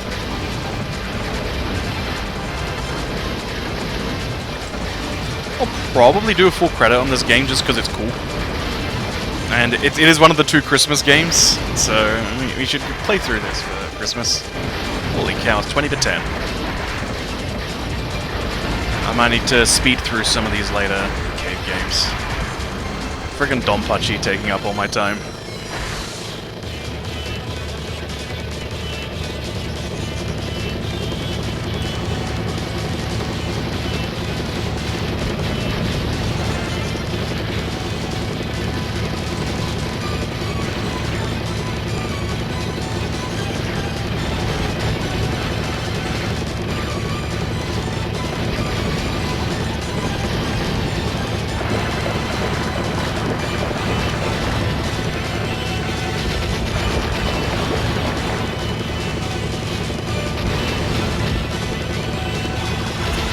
Yeah, we're bombing this. See, bombs can be so powerful in this game.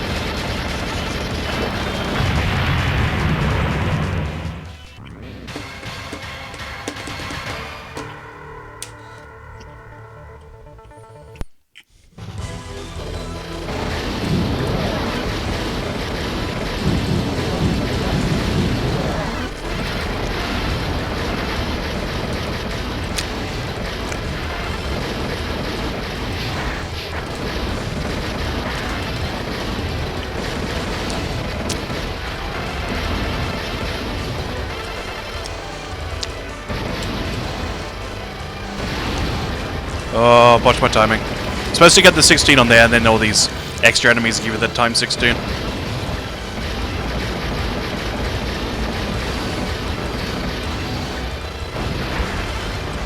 Oh, we're about to have a mini-boss with it which makes some extremely good mechanical sounds.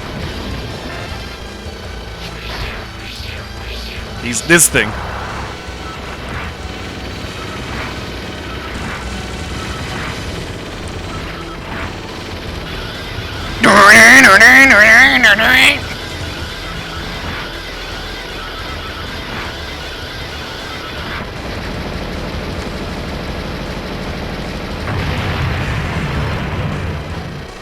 And yeah, rather than doing some crazy arranges like M2 usually do in their ports, they rejigged the game because this game doesn't have a loop 2, nor does it have a true last boss. So that's what M2 did. They put in a true last boss fight, as well as a 4th playable character, as well as redoing all the character audio, including a couple of the bosses. So I do which actually really helps with the rhythm of one of the final boss's patterns, as you can now time it to the hoo hoo hoo hoo hoo hoo. Ah, these assholes, these little dickheads. Alright, we gotta. Oh, we didn't get the time 16, dang. Alright, this guy. You don't want to have this guy as your 3rd stage, because the final pattern he does is simply that there's 2 of him doing it. And he only does that after image if he's the 3rd one.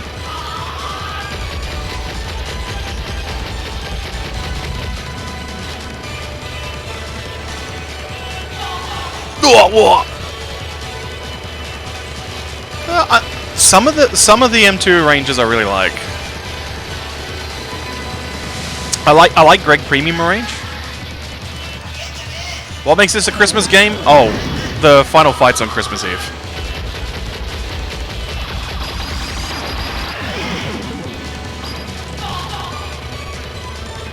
Diojos are so funny. It is kind of sad that we don't get to do X mode from the 360 version again. Oh my goodness me! Something terrible has happened, everybody.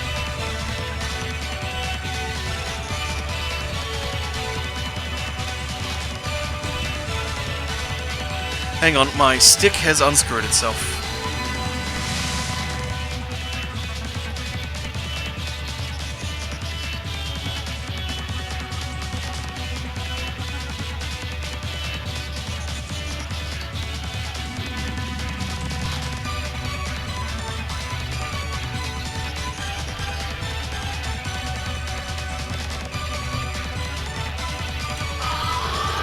Okay, okay. We got the easy part of this pad.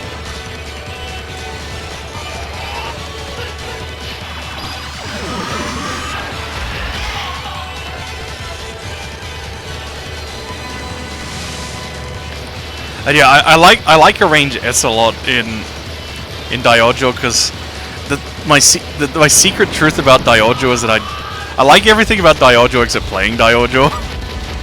And so a game where I could just be playing Dangan Fever on instead. Very fun.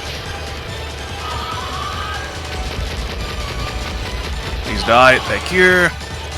And there we go, here's the bloody third stage final phase. Fuck this thing. Now there's just two of them. It's the same patterns as before, but they're doubled. Which leads to shit like this. Yeah, there we are.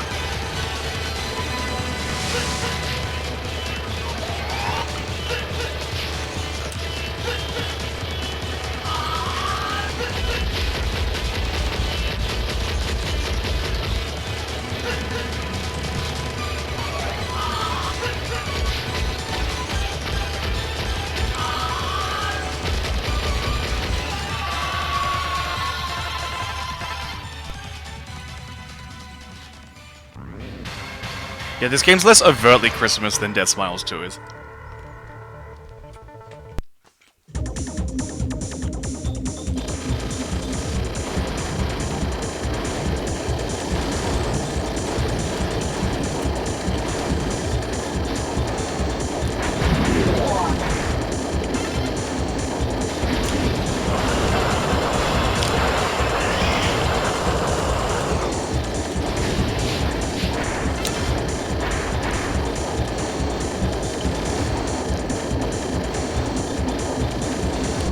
Ah, damn it.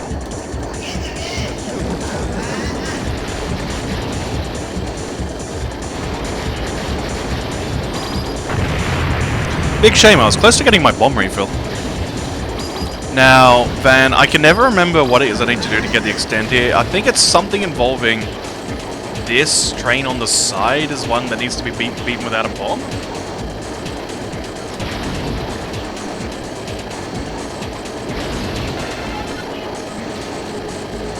Train on the left that needs to be cleared without a bomb. Ah, god damn it.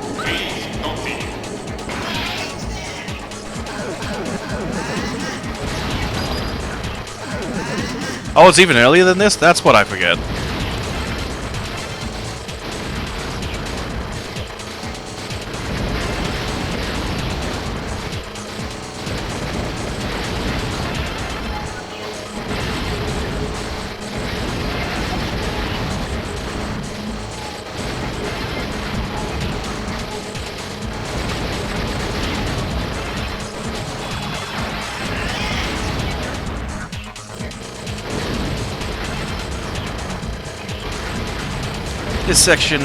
This section always reminds me of like a more intense version of Donpachi Stage 3's gimmick. It's good. It's good. This section's really good. This game's really good. And we clap because we see a robot.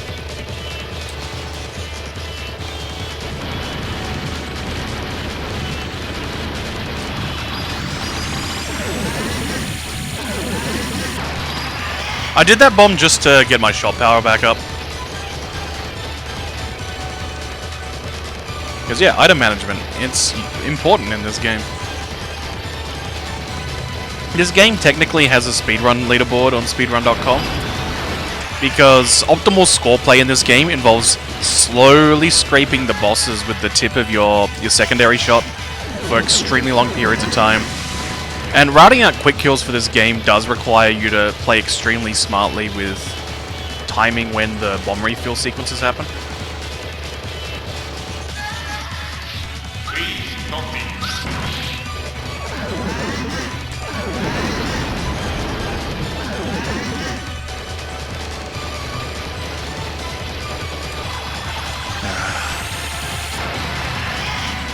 Crossover shots, my nemesis. This one's fine.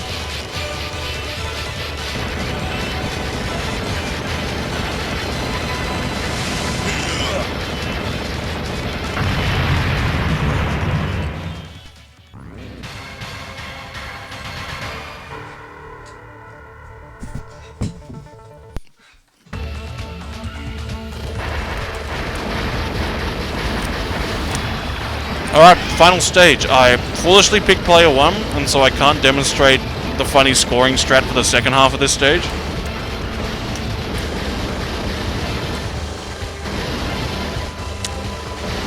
Which is really a stage 6 in all but name.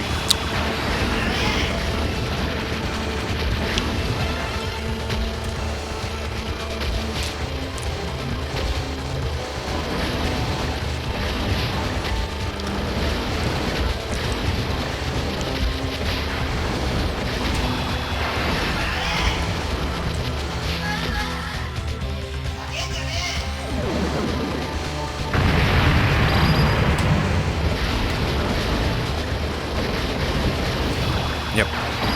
When I was more seriously doing some practice in this game, I was getting up to stage 4 no miss and fairly low losses in stage 4, but I've not routed stage 5 at all.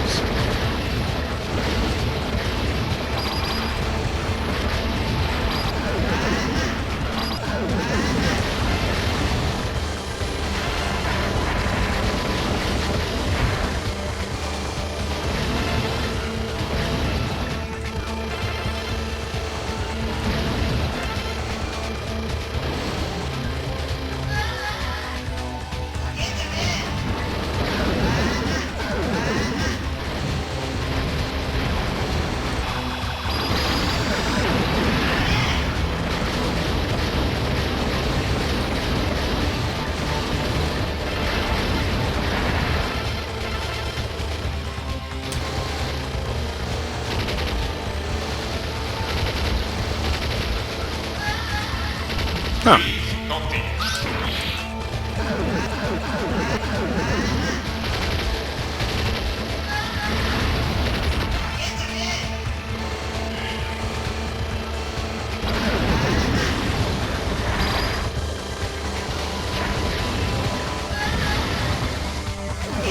Sloppy.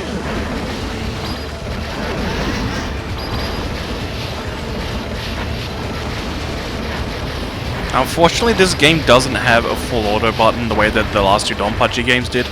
There is a dip switch option related to automatic fire, but it tweaks the way that the secondary shot works in a way that's worse for scoring. Because if you hold down the primary and secondary shot buttons, what you would do is you'll shoot the secondary whenever its ammo is available. Bomb. I bombed there.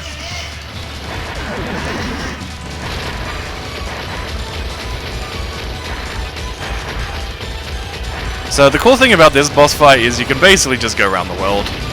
And then you slightly mix up your timing depending on which part of the pattern is happening.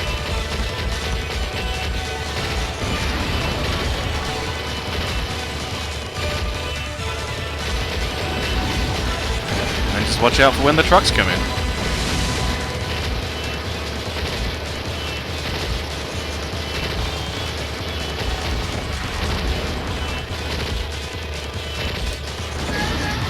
And don't do stuff like that.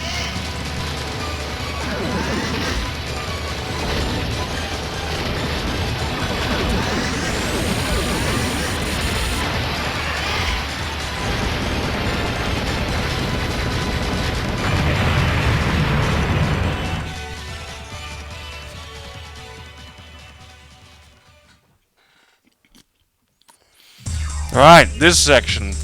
I hope you like misogyny.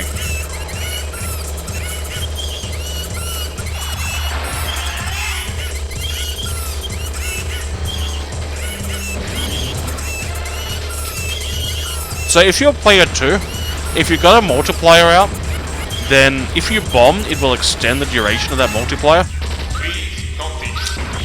And so, if you play as player 2, you can extend the time 16 to kill every single one of those clones. Which leads to most of your score.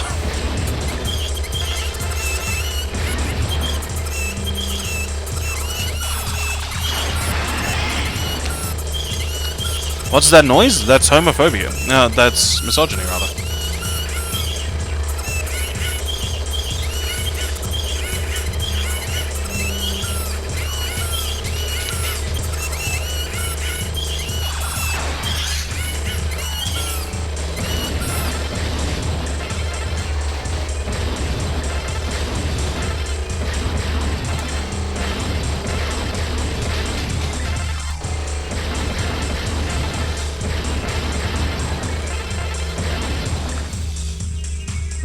And final boss. We're playing the arcade version here, so no true last boss.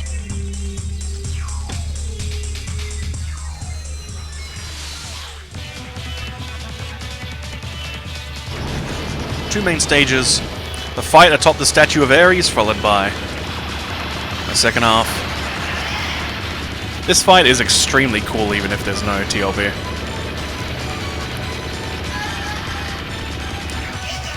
As you see that we start taking off atop the Tokyo skyline.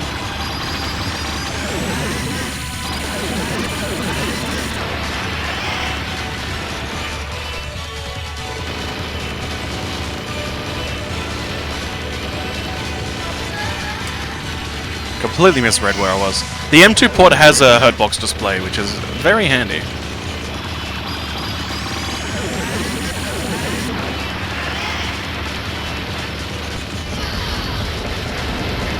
Alright, second phase.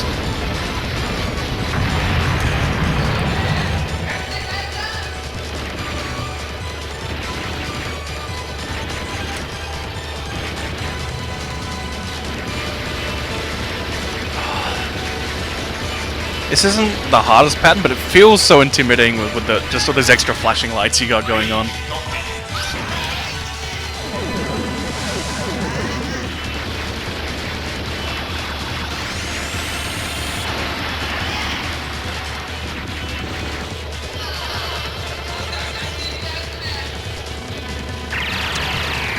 And yeah, you know how like every Toho final boss does that?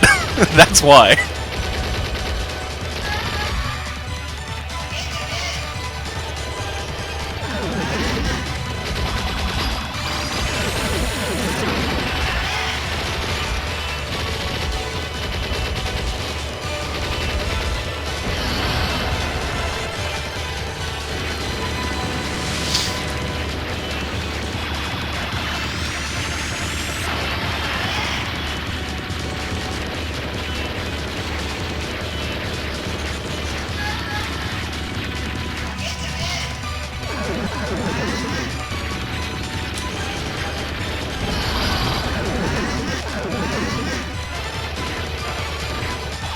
Oh, mistimed this one.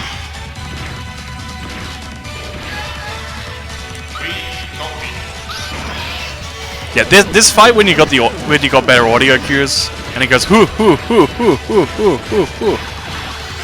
Whatever.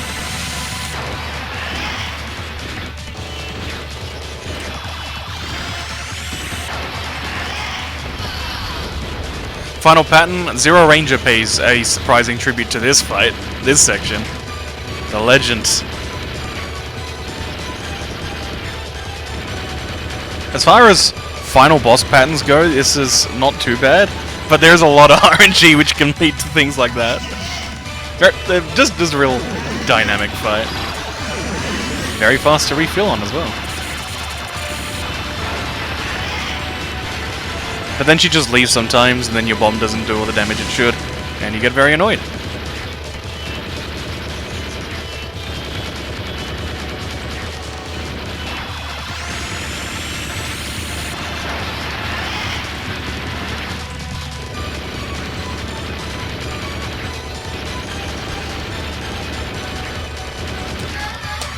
Yeah, sometimes you just need to get up and out that way.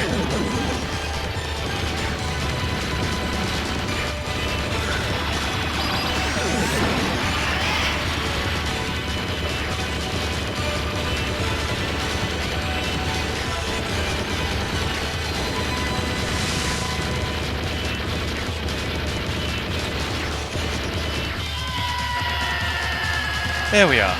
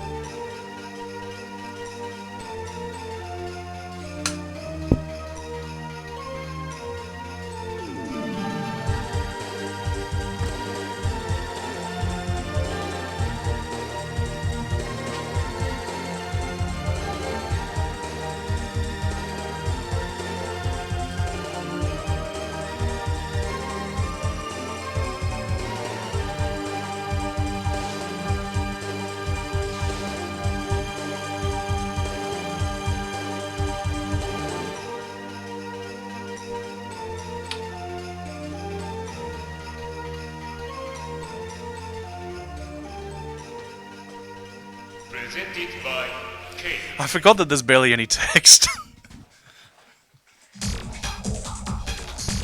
Alright.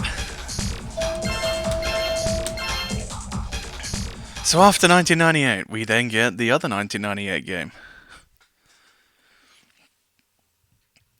First one with a different publisher, Nihon System. I could fire up the PS4 for this one, but we're here now, so we'll just do it here. Actually, no, we will do it on the PS4 for reasons I will get into. Which means we'll go down to G for the game after this one. But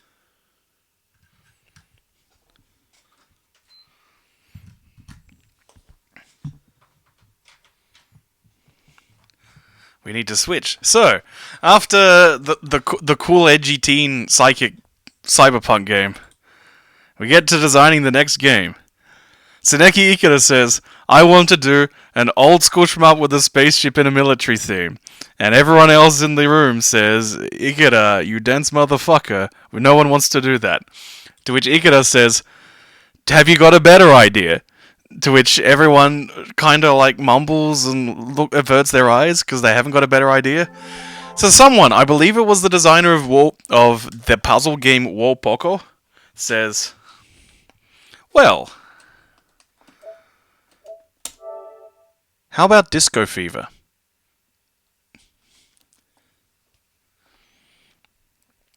And he looks around the room, and nobody has any better ideas. And so we get Disco Fever, the shmup.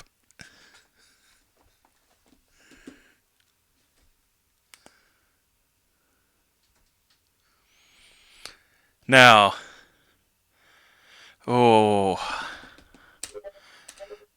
this is one of my favorite cave games, even though I fucking suck at it. For the full experience, so you choose your shot type, your secondary shot type, and your movement speed. Or, you ignore that entirely by doing a secret code, and you ignore these little spaceships. Oh, wait, no, we got... Oh yeah, so here's the screen, right? So you pick this, you got a lock-on shot, which sucks, you got the bomb shot, which is good for pro plays, and the roll type, which is also good for pro plays. You want to move fast, because this game is the fast game. And then I say, wait a minute, whoops, it's on VIP arrange. This arrange is good if you suck at the game, because you get a safety zone in which you'll auto-bomb. But if you don't want to do that... Wait, no, we gotta use the circle button. If we're just playing on arcade, which we're going to do. Because we're gonna go quick, you're gonna get the vibe here of the pace of this game, the energy of this game. Oh wait, no, I need to do the thing. So yeah, that's the select screen, but we don't want that, we want to do the secret code to play as the secret ship, which is, of course, the cat from a puzzle game that the lead designer of this game had worked on previously called War Poco. Rather than having a bomb, This cat can switch its shot type between the 3 main shot types. It's got the highest damage of any of the shots in the game. It's also the fastest moving in a game which is all about fast movement. So, what do you gotta do? What's Gun Fever on? Well, you see, the disco cyborgs are in trouble. They need to be saved from space. That's why, as we destroy things, we release the disco cyborgs from their prisons, and I need to pick them up. They'll go down to the bottom of the screen, then they'll go back up off the screen. If a single disco cyborg falls off the screen, then so it's increasing in value. Every disco cyborg we pick up increases the value of the next disco cyborg, and also every shot pickup.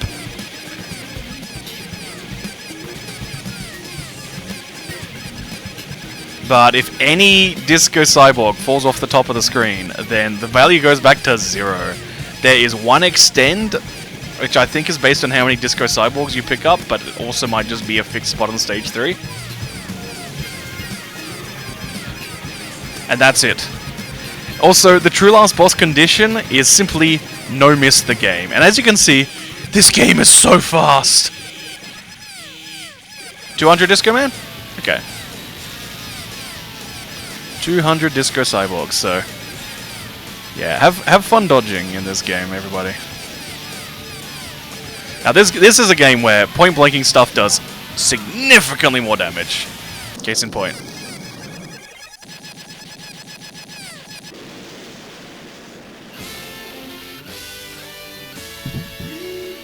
This game looks like a game on Turbo?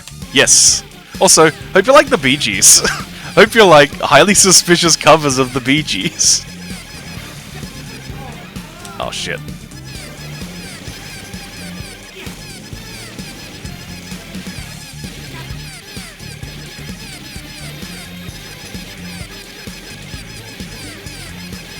This game also has a time attack mode where you just try to get as many points as you can in a certain amount of time on a totally unique stage, which is really fun as well. And yeah, effectively it's late 80s, early 90s level design, but with the speed just at ridiculous.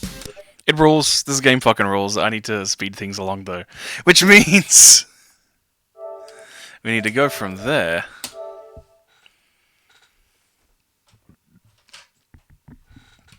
to back to Guwange.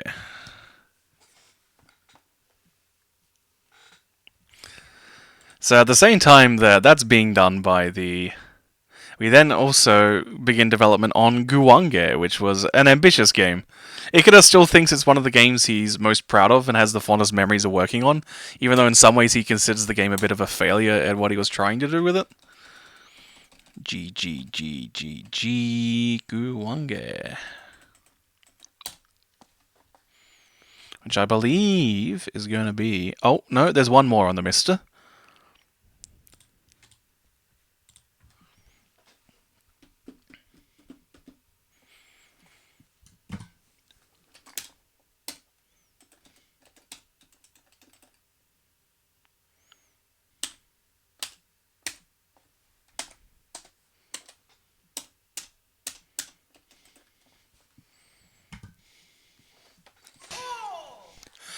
So we're doing...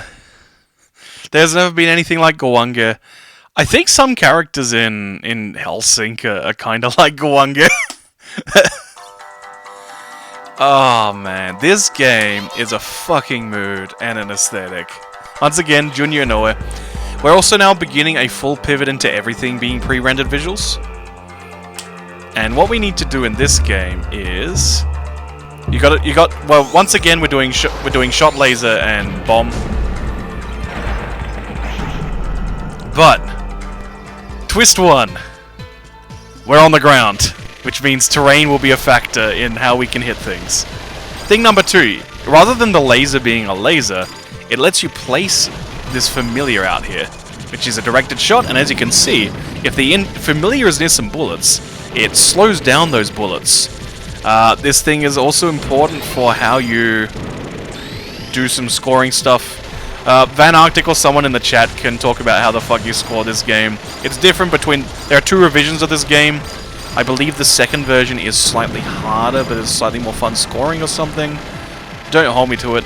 This game also has a life bar rather than set lives, which is important because it changes how you regain bombs. And it's very important because it means that the final stage has a full life refill before beating the shit out of you. So if you can make it to halfway through stage 6, you will get the full set of resources back, but also you will use up all of them in that fucking final fight. Let's see if we can get to... I'll do up to stage 3 just because the stage 3 boss is the boss of all time.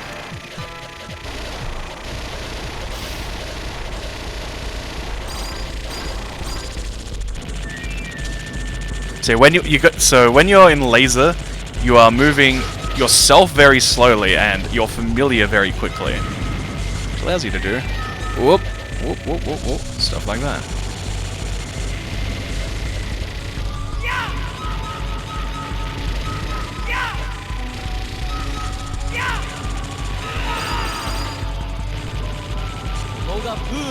I'm not gonna go through every stage in this game, but the final sequence of bosses is all-timer boss layout.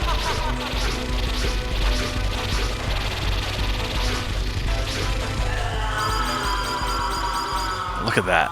Oh. And yeah, everything's in intentionally archaic writing for all the score screens and so on. Because, you know, Sengoku period yokai fight game.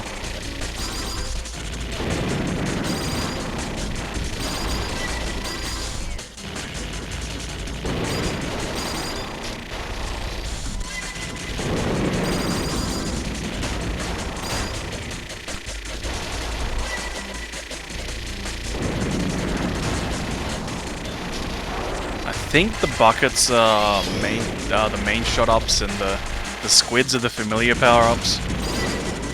Don't wait to that. We're gonna see some real cool yokai coming up the screen in a bit. Yeah, there we are. This guy's fucked up. Look at those eyeballs.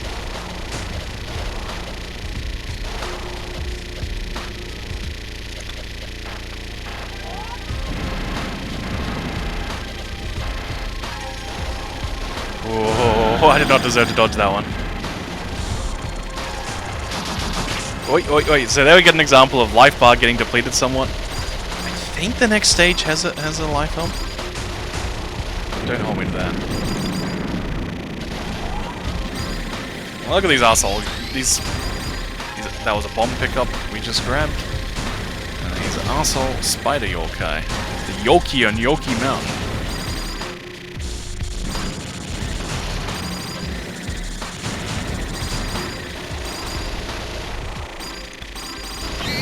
Ah, goddammit.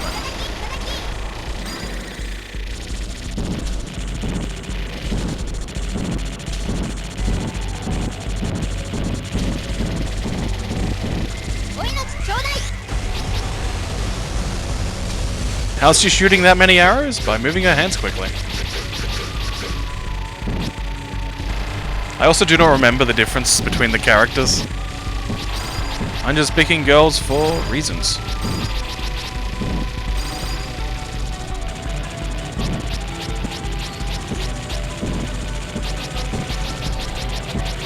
Certainly this is that period where Kay's getting a bit weird with it when it comes to shot design. That period will be coming to an end after this game. Ugh, sloppy.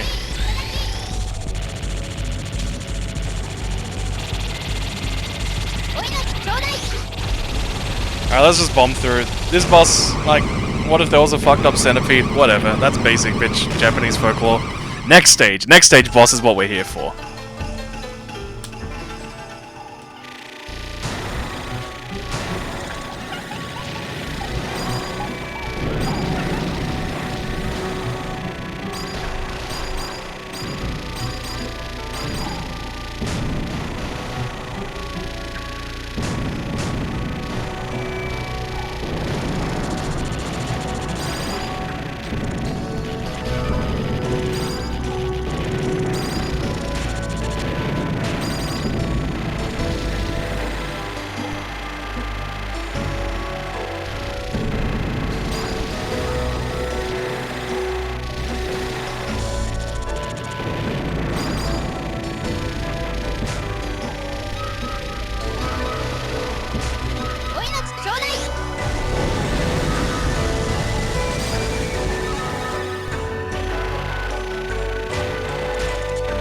This wall here is a really good example of how ways that you got to use the familiar to get through a situation.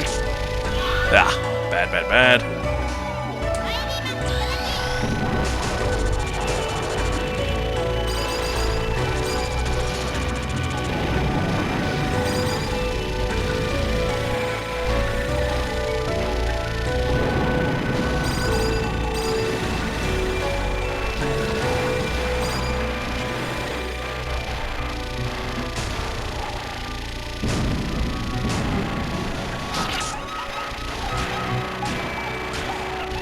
This game's pretty sick. Yeah, this game rules. This game's very mean. Very cool. Like I said, it was one of the ones that Ikeda was proudest of. Even though he feels it never quite reached what he wanted it to be, it is a very good game. It's funny that Toho Gensou Eclipse is kind of the closest to this game aesthetically. Fell off after Fever on? Respect, respect. Diojo, no good. Getsui, sucks.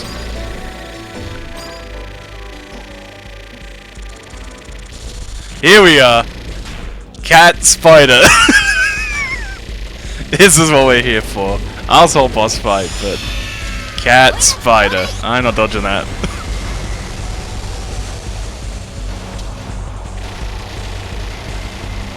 Cat Spider shooting out baby cat spiders.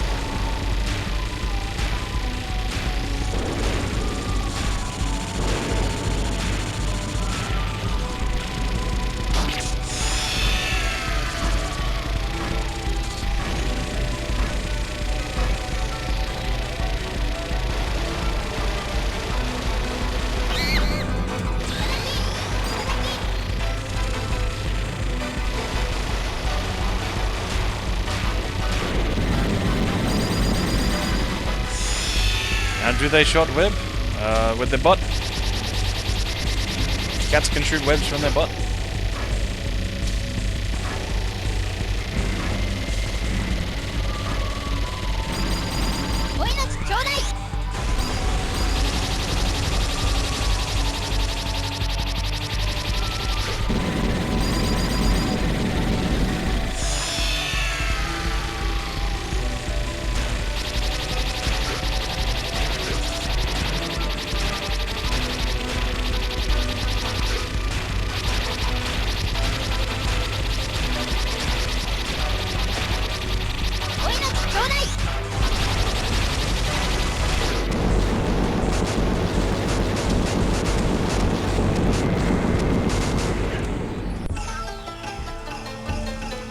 So yeah, that game rules. Thoroughly recommend looking up a super play if only to see what that final boss looks like.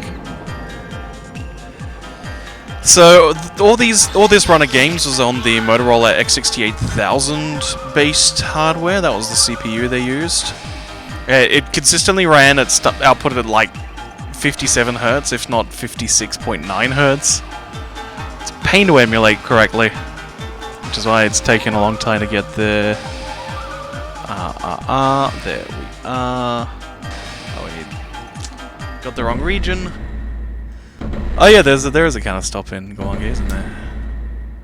Gotta go to that Japanese board for Pro Gear.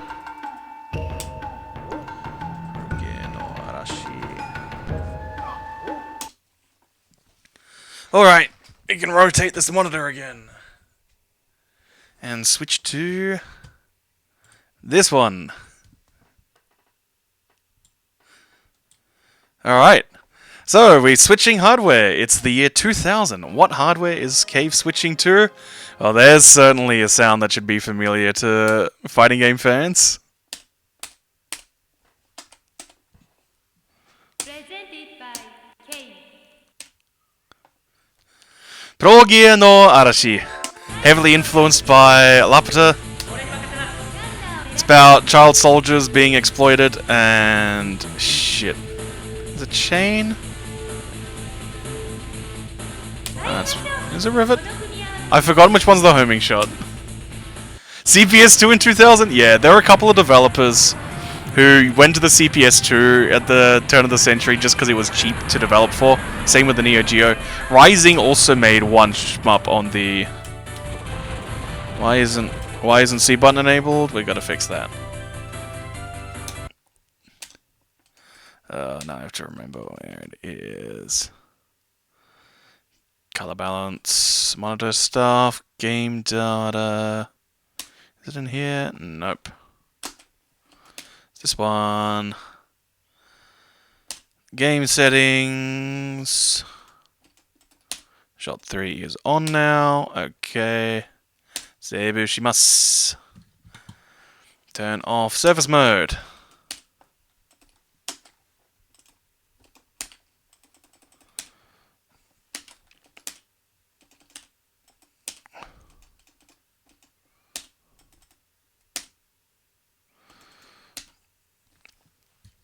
That's probably gonna do it. Didn't I say surface mode's off? Now surface mode's off. Okay. Alright, has anyone remembered which one is the homing shot? That's the one I use in Pro Gear. I am terrible at Pro Gear. And yes, this is Cave's first time doing... It's gotta be this one. It's gotta be Rivet.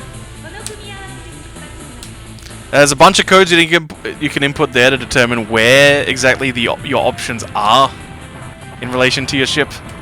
This game has a bunch of fucked up systems that I am still terrible at explaining and really passing well. Basically, you shoot stuff with the narrow shot to build up the rings. When the rings are good enough, they become gems. And then if you destroy an enemy with your focus shot at the right time, then it will destroy all the bullets that they're firing and turn them into gems. And that gives you lots of points, and you loop that. Oh yeah, it is also proximity based, so we want to be close to shit as we kill it. Like this. Yeah, there we are.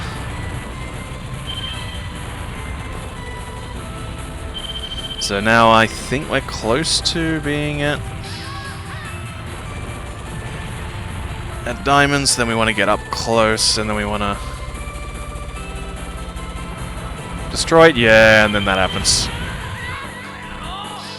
We'll get to... This game has a lot more dialogue in the endings if you're playing the Japanese version. The American ROM also is easier, and from memory doesn't have Loop 2, even? Loop 2 has checkpoints when you die during the stages, though not in the bosses. Just to be even meaner. This is also the last game before we start changing composers to a more consistent composer. And I think there's a couple of good tracks in Pro Gear. I really like the True Last Boss theme. The main boss theme also has a certain charm to it. Yeah, dum. Let's show off the bomb.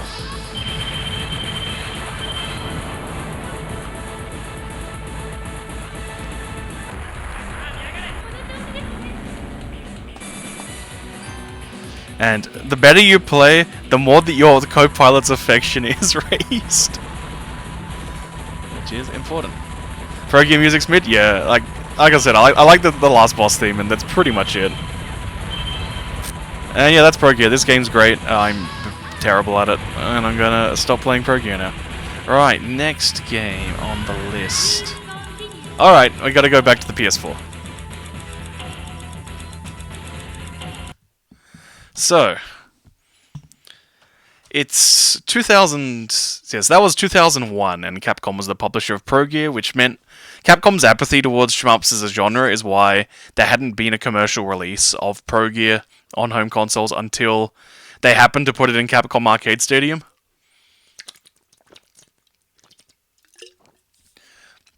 Obviously, being a CPS2 game, the emulation's quite good.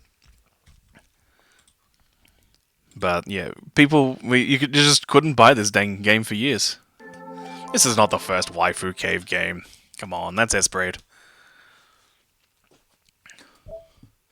So, it's 2002 now. Donpachi was 1995. Doronpachi was 1996. Beastorm was like 1999. But that was by Atlas. It's time to go back. Ikeda wants to do. Ikeda wants to do what Ikeda wants to do. And so... Whoop.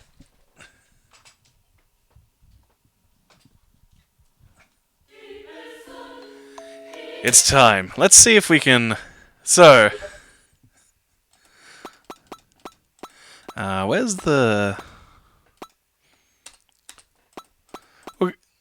We're gonna do a range L, because that way I might actually beat this fucking game. Alright, Donpachi 4, aka Dodonpachi 3. After all, if we... Look there. Hey look, Dodonpachi 3. It's written right there. Okay. Dodonpachi Daiojo. So, we've done a bunch of experimentation the last few games, the systems and stuff. It's time to go back to our roots. We're making a Donpachi game. You're gonna choose between 2 ships this time, because we're now experimenting with a bit more minimalism in our design. In fact, we'll go here first, just to show the normal selection. And then I'll actually play the game on a range L, because then I might actually beat the dang thing. Alright, only 2 ships. The wide and narrow, or the fast and narrow, or the wide and slow. Shot, laser, or both this time. Shot gets the regular bomb stocks, laser has a few less bombs, EX gets 1 bomb on the first life and 2 on the subsequent lives. I should switch to the old art for demonstration purposes here.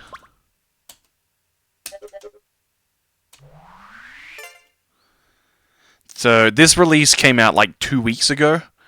It is an M2 port. It is a tremendous port. Yeah, 3 to 6 for Shodia, 2 to 4 for Lanyan, and 1 to 2 bombs for Exi. I will play what I always play.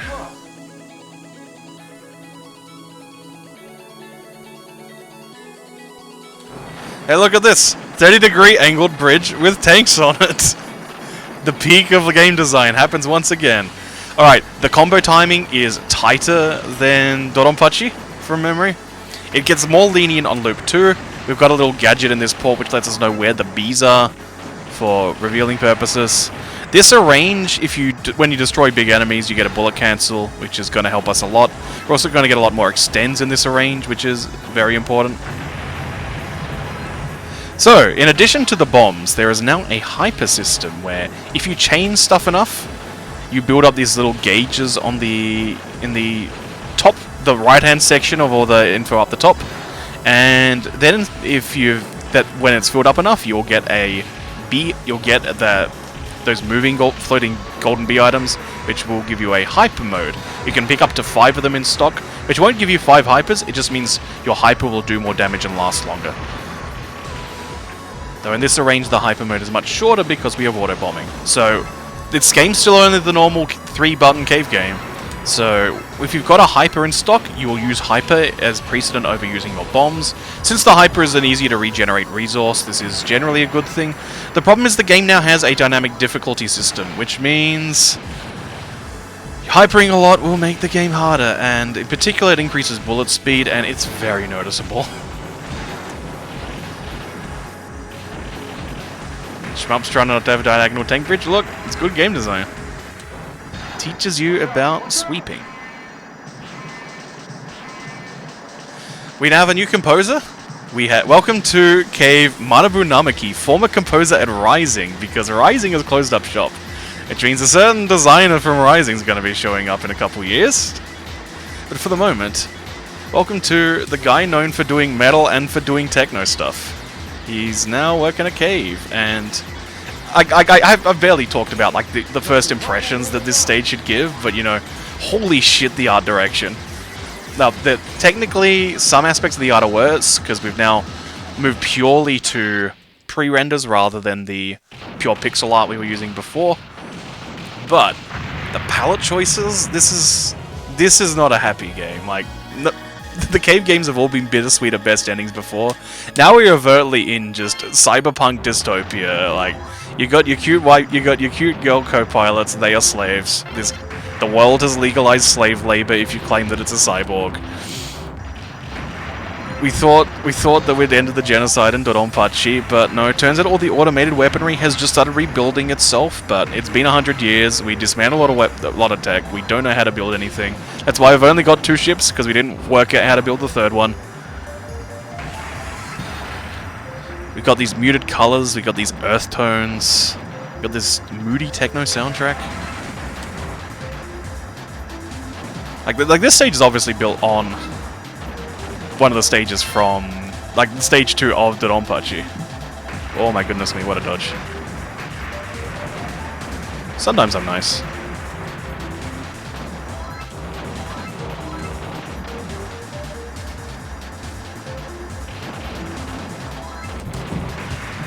And yeah, this game, it is harder than Dodonpachi. I'm playing in a range which makes things more lenient. This game is harder than Dodonpachi. Quite infamously so. This game was, at time of release in Japan, kinda considered Kosoge, kinda considered a worse game than Dodonpachi. That has changed over time. Opinions have shifted with time.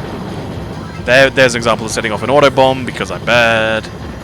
It's okay, we're about to get another... Get that hyper back. We've got our insurance agent.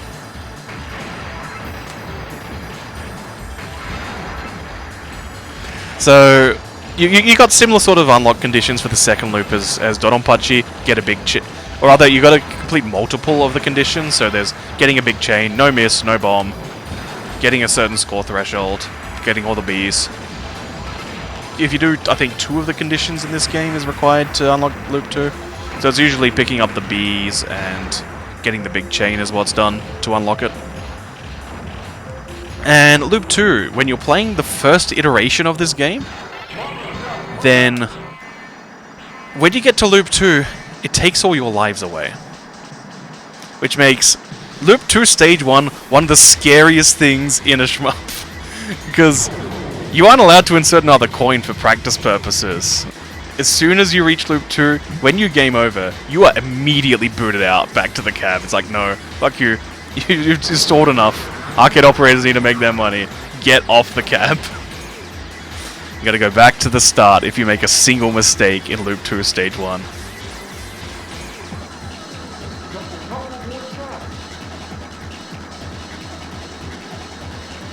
Oh, sloppy.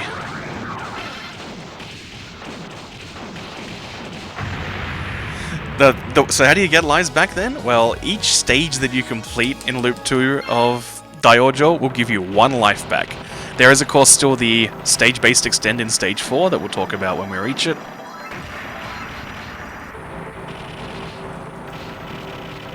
But that's it.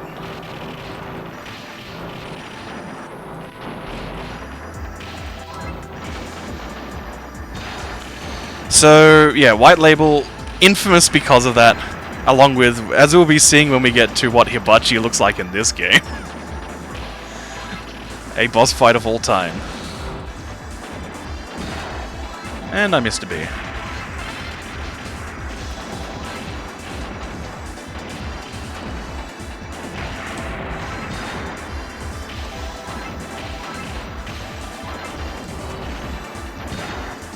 The B is also, rather than being a set value now, they give you points in proportion to what your combo chain's at, which means optimal score routing for this game involves picking up the Bs as late as possible, which gets pretty scary. Also, the bosses in this game are all named after Chinese zodiac creatures, like specifically the Japanese version, so like Byako Genbu, etc. And that was sloppy.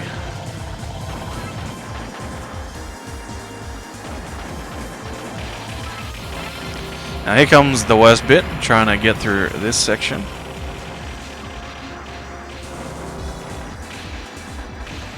Stage 3 is pretty infamous in this game. It's hard to chain. There's a lot of mean stuff going on. I'm just gonna hyper through that because I need this bomb pickup.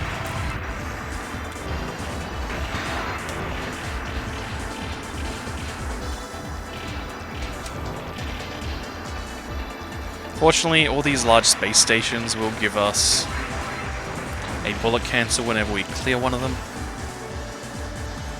And since we're playing this at range, all these large ships will also give us a bullet cancel when we kill them. Range L is effectively Mushy Futari mode when we get to Mushy Futari.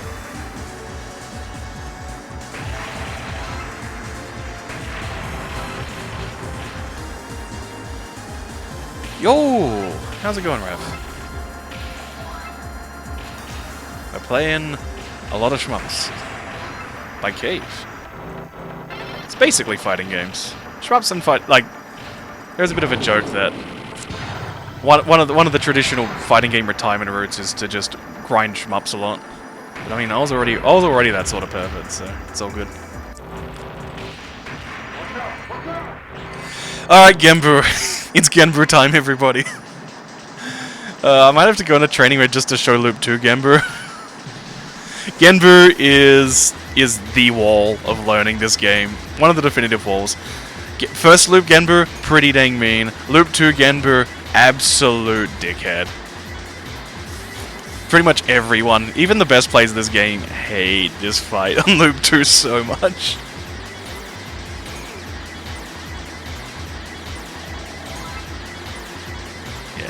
This pattern in the second version of it. Ooh. Whoops. God damn it.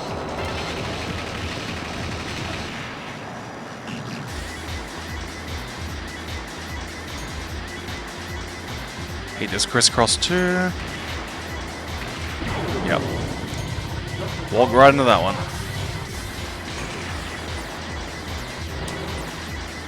Let's go.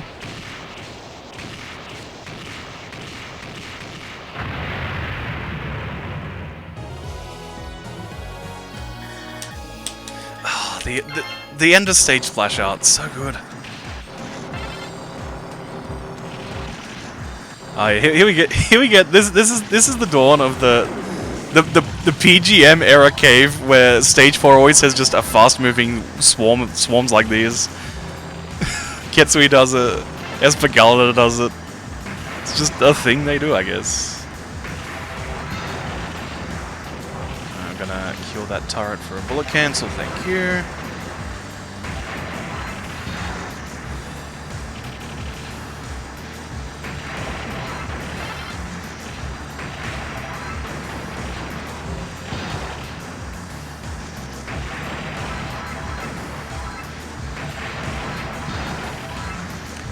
Daigo's soundtrack is so good. You can also maintain your combo by lasering those doors. Very important for maintaining your chain. I like to play a range S, so I do not need to worry about that.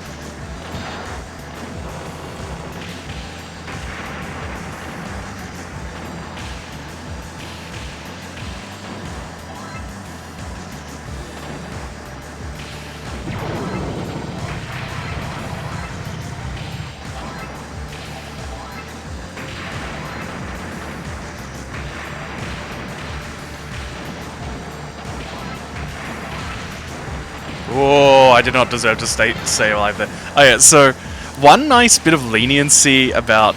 We've switched hardware now. We're on the IGS PGM, which is the same hardware as Spectral vs. Generation and Dodonpachi 2B Storm. Kay's just using that now as well. And one of the funny things about it is that they had to program the game in such a way that while they're running at 60 frames a second now, and it is a consistent 60 frames, it's not wacky 57 Hertz nonsense. But the internal game logic is running at 30 frames.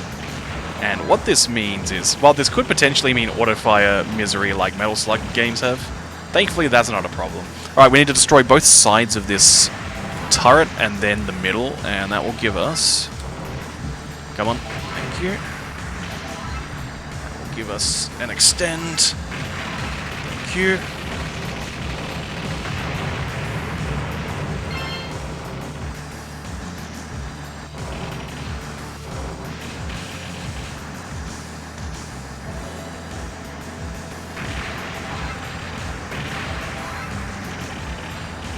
Oh yeah, so there's the slowdown, but yeah, the internal logic of 30 frames is important because it means that in the PGM games there is something nice for the player, which is that deaths, yeah, you can only get hit on every second frame of gameplay.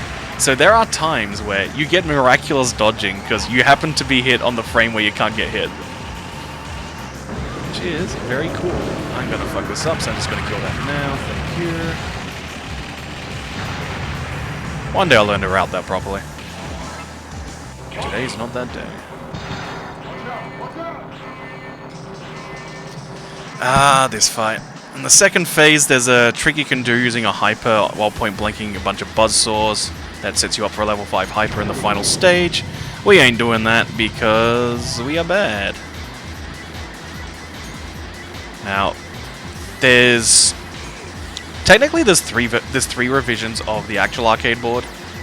There's the first version, which had a white background on the label itself, as well as the title screen. They both had like the label on the PCB, and so it became known as the white label version because then there was a second revision designed by Ikeda to do some balance adjustments, do some quality of life changes called the black label version because the background's black on the title screen and the label of the PCB. Fuck you, game. And in that version, when you reach second loop, you keep your lives, and you'll gain an extra life for every boss that you no-miss. But there was in between the first release and the Black Label release, there was for a while a plan to do an English release entitled Dodonpachi 3, sometimes referred to due to the colouring on its label as the Grey Label version, because, you know, between black and white. And that version, it has a couple of other weird tweaks, but also you don't have you got the white label system where each stage you beat in Loop 2 gives you an extend on its own, but you also start with 3 lives rather than no lives.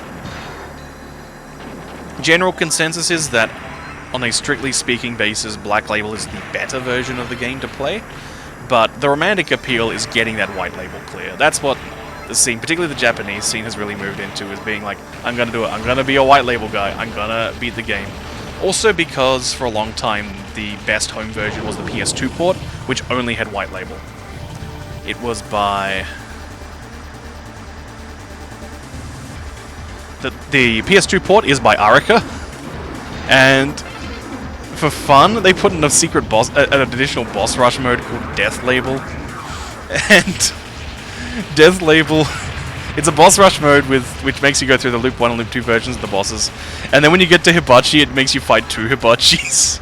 This thing took like something like 8 years, possibly even 10 for someone to beat. But there's a couple of people who've done it now. I know CAVEmas has done it as well. Because of course he has. Whoa, whoa, whoa, whoa. Don't like this. Don't like that at all. No, sir.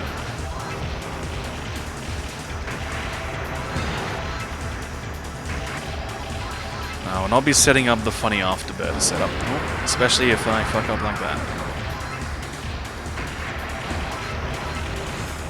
2 Hibachis? Yeah. Yeah, because one of the people working at Arica at the time was a Diojo super player. This was like, yeah, this will be funny.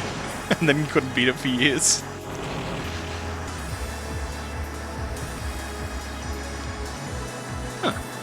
Only one extended loop too? Okay, it is just transfer of lives. I'm trying to recall where I read the no-miss reward in Black Label then. Apologies for the misinformation. There we go. There's a highly illegal dodge. The bullets are pretty much all like 1 pixel in terms of hitbox as well. Oh yeah, I haven't mentioned, if you haven't noticed yet, that we get a rush of mini bosses here which are just a bunch of Dodonpachi bosses. We had the stage 4 boss, then the stage 3 boss that was grounded this time, and now we got the stage 5 boss. Micro step to avoid that bit, and then back to the pancakes. Sadly, the pancakes are not quite as large. Oh, sloppy pitchy.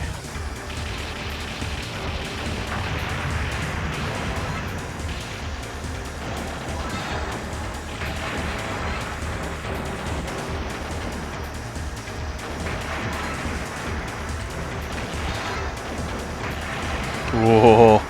The miracle of a rain gel. Oh, come on. Give me that bomb, thank you.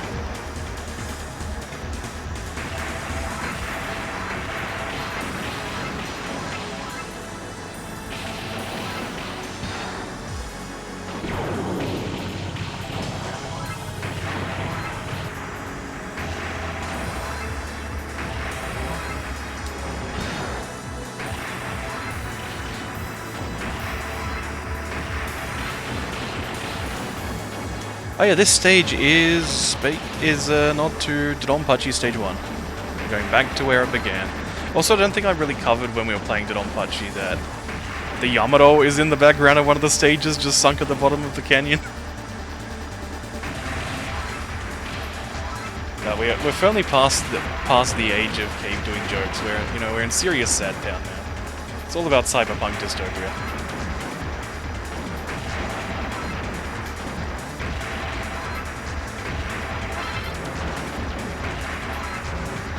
Alright, nearly done with final stage. We'll see how we do. We'll see how many resources our friend Hibachi takes. It's gonna be all of them. Oh, it's only at the end of the stage. It's only if you got 0 lives that you can do the extend. Okay.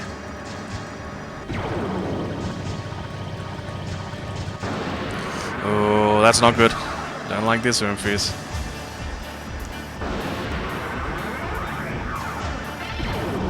I'll take it. I'll take that. Whatever. So here's Koryu. It's a mean guy. It happened again. Hang on a tick.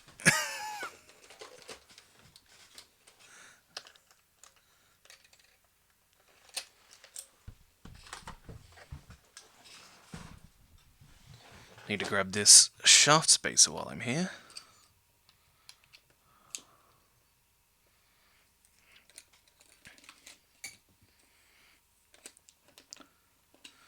And put this dust jacket on.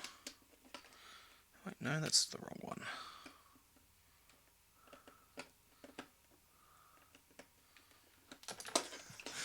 Do.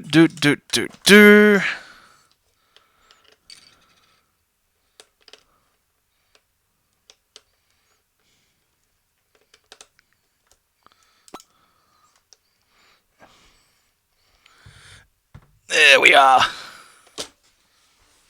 Alright, our lever is back.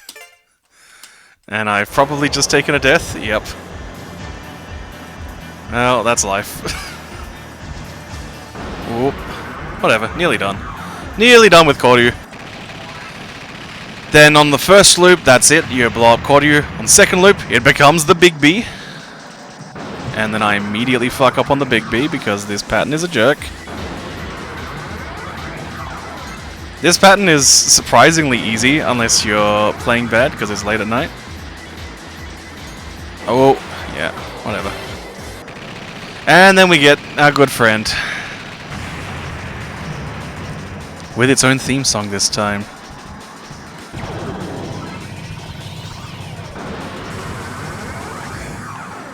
So, hypers do not count for the penalty.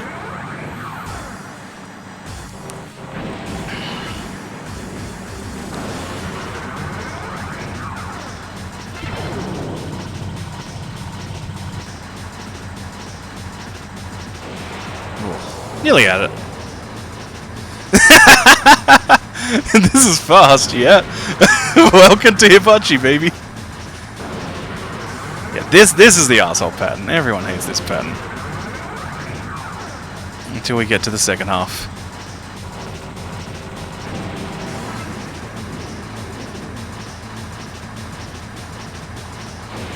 Ooh, nearly had that.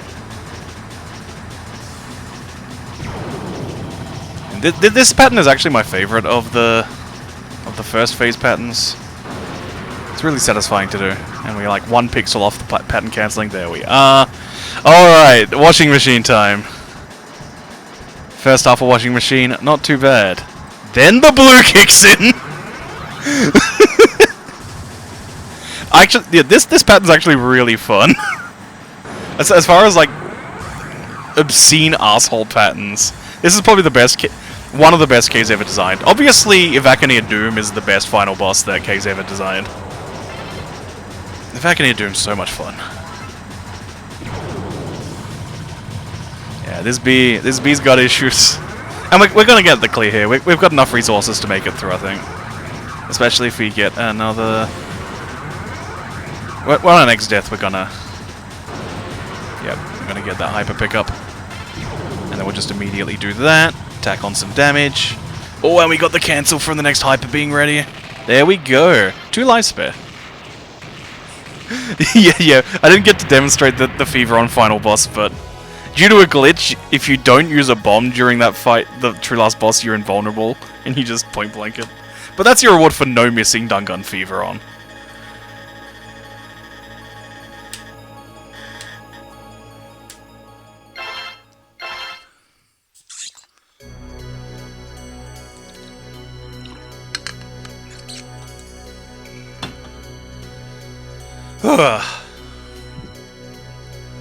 And all the endings are depressing as hell for this game. From memory, Shotia's ending... Yeah, Shotia's ending is you defeat the final boss. You defeat the AI that was rebuilding the Donpachi squadron, but it sadly sent a virus, which means that Shoti has to wipe her memory. With Lanyon, the government comes in to abduct her because she's exhibiting too much free will. And... Okay, I've misremembered Lanyon's then. Maybe you do get back together. Xe goes, oh, we've been legalized slaves. Oh wait, yeah, they abduct her and then she hacks the system and breaks out and hangs out with you again. Hangs out with Player One Summer. And yeah, it's Xe is the one who's like, oh, we're fucking legalized slave labor, fuck that, I'm gonna burn the system down and start with you, Player One Kun, and stabs you. While those credits play and I hope that my score is uploaded, because I think that was better than my last Arrange All Clear. I just need to pee.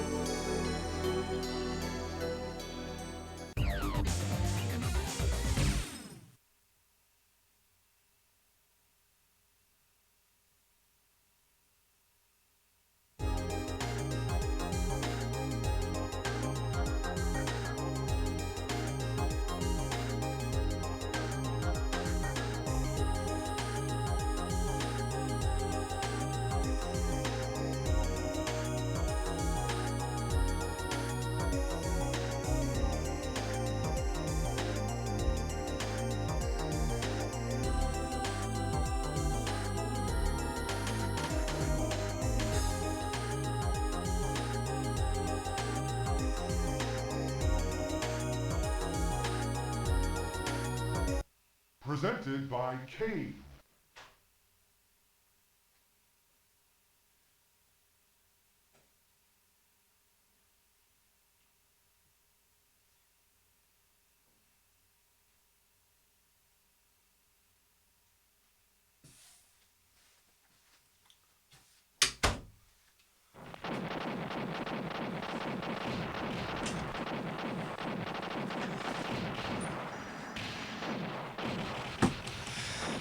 Yes, Xe's attempt to bring down the system involves traveling back in time and doing Dodonpachi DFK.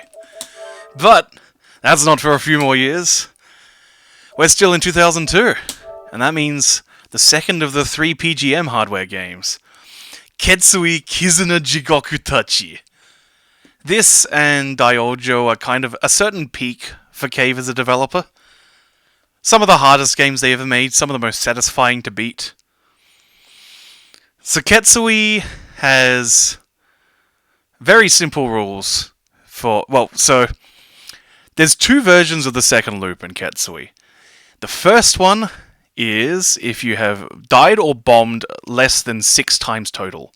And that's cool, you play through the game a second time. And it's harder, and it's cool.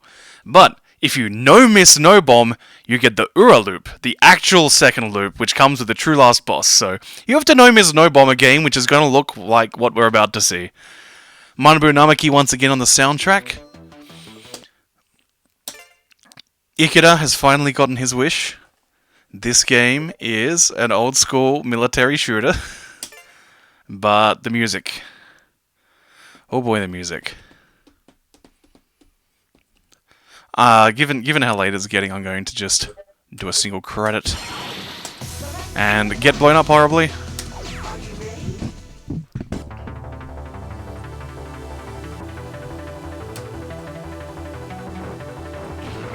Alright, how do you score in Ketsui? You get close to things when you kill them. And then you get the big 5, and it feels good because a giant 5 cube appears. 5 cube is best girl, 5 cube is a recruitable character in Gothic wa Mahou Otome. There was a period when you could buy 5 cube merchandise, like these very cool 5 cube stands. If you are doing the lock-on shot, so the laser is a lock-on shot. So once again, we've got the fast narrow and the slow wide. That's it, no gimmicky shots. But the laser is a lock-on for both choppers. The speed at which it locks on depends on which chopper you're playing as.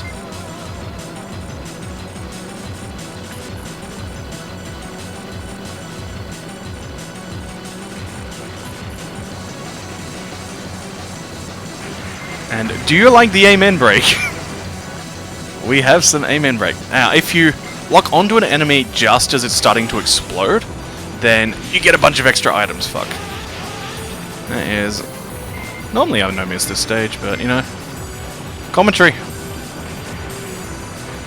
Like, I expect to die either on the stage 2 boss or in stage 3 is where things start spiraling out of control for me. Ketsui, so it's like really just the no miss, no bomb condition is what makes loop 1 a pain. Then loop 2 is absolutely brutal, but yeah, like the excitement of having to get that no miss, no bomb clear just to prove that you are worthy of doing loop 2 makes it always exciting. This is one of the few cave games where a Japanese player does not hold the world record. Moglar 5K got the world record, I think, last year, after like 1,000 hours of grinding it out. That guy's really fun to watch playing the game. His handling of some of the Doom patterns, out of this world great. Now, unfortunately, I don't think I have Doom unlocked in the stage select to quickly show the Doom fight. Just to hear the Doom music. Oh, SBS has got it back? Oh yeah, you also need 120 million, so you have to score.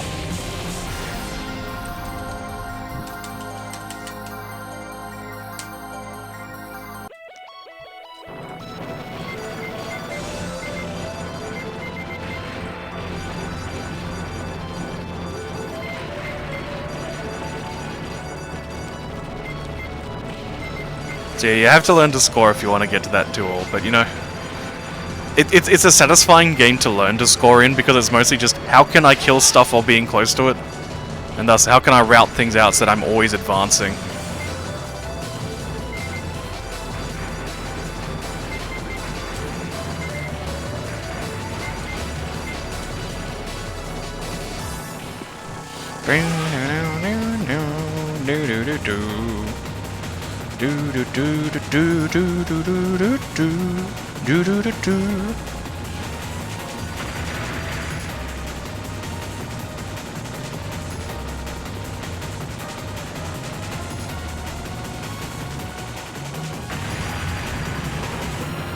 Yeah, the no miss, no bomb pretty much gets you there. Yep. The joys of those extra lives in an Ikeda game. Oh yeah, this game also has 2 stage-based extends in addition to... I think it might even be 3 score-based extends. Don't hold me to that, it might be the usual 2. But you do have a few more lives than you usually do in a cave game.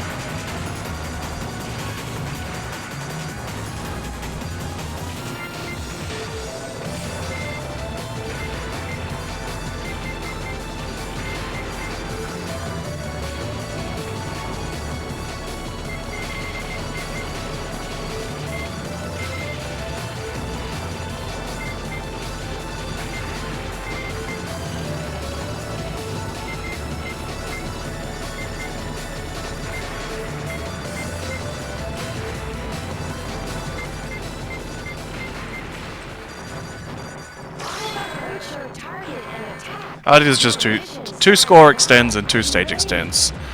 Though you do get both of those stage extends on loop 2 from memory. So yeah, you've got a couple more lives than you normally would in a cave game.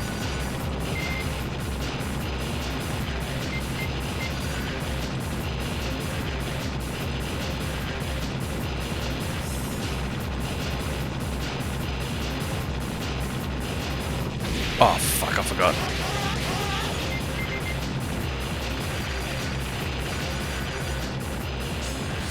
Alright, second phase, we're gonna botch the big spread shot. Or we're gonna botch before then. Okay. Ketsui, it rules. After Ketsui is... we turn off the PS4, I think. Yeah, I'm gonna turn it off until Death Smiles. Because it is time for the last of the PGM games.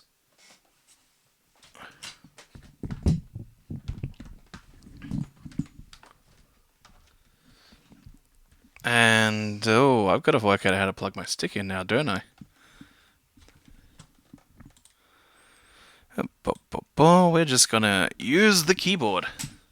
Actually, no. I can unplug that thing that's plugged in there. That's fine.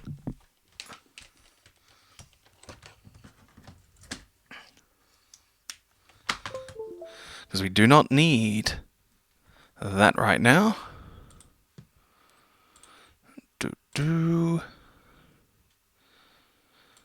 So normally I would use the PS2 when playing Espegalita, but I couldn't be bothered pulling it out of storage.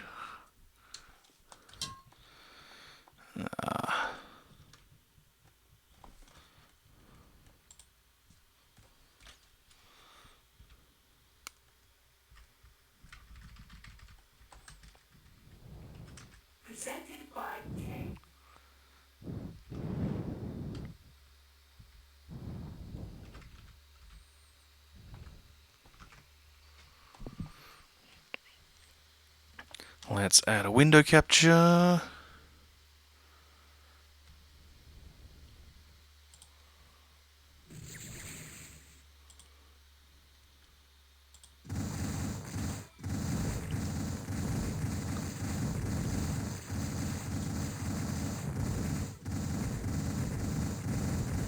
Okay. Is it F4? No. I have forgotten what is the full screen or disable full screen button in MAME.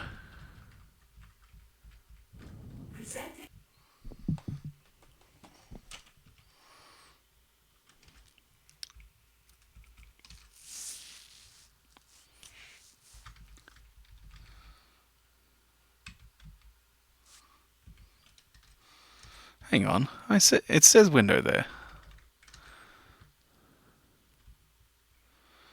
It's supposed to be a window. There we are. There we are. There it is. There's our friend MAME. Zoop.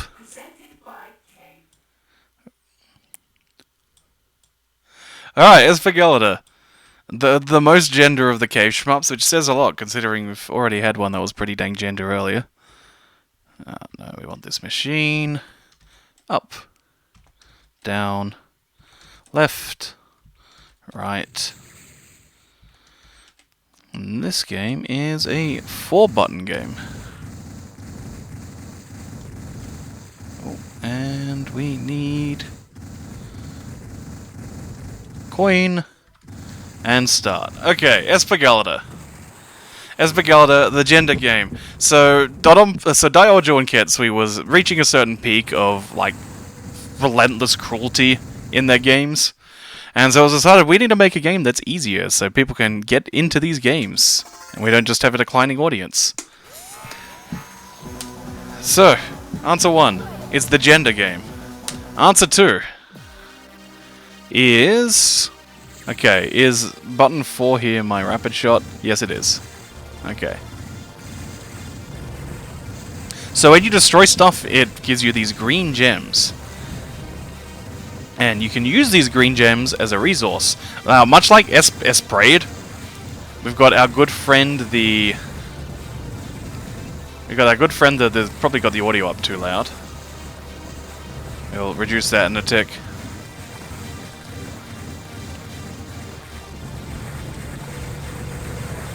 So much like Esprade, we've got the dynamic bomb gauge, where you can hold it down to do the big charge shot, etc. But rather than the wacky Esprade combo system in this game, you could push a button to activate bullet time. It uses those green gems that we're picking up. It slows down the bullets. When you destroy an enemy, all the bullets it was shooting out that are on screen will be instantly cancelled and turn into gold, which gives you big points, as we are about to see here. If enough are cancelled at once, then you get up to 100 value for each of them, which is super satisfying. And I should... Yeah, stuff like this. There we go. And that's how you get big points. You do the big cancel by shooting all the bullets at the one time.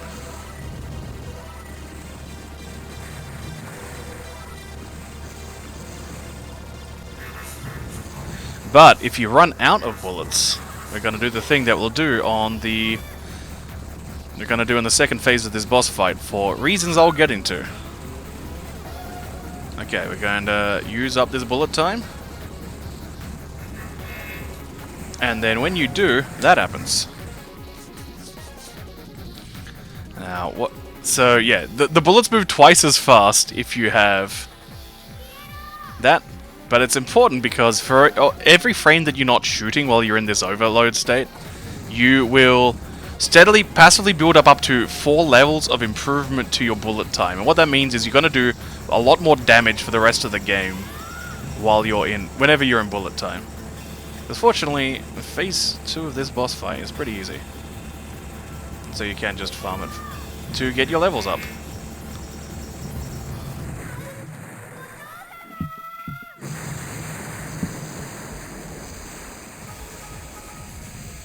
And you know, it's much like the Esprade dialogue screens. Terrible color choices there for readability. But you got some cool dialogue once again.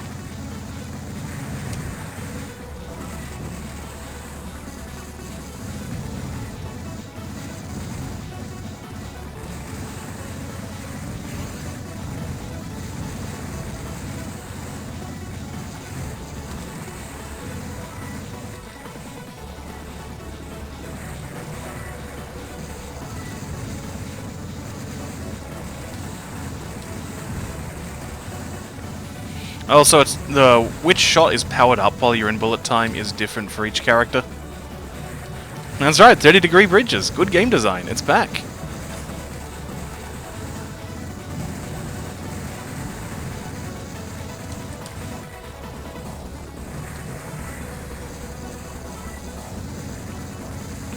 From memory, this isn't a Manabu Namaki soundtrack.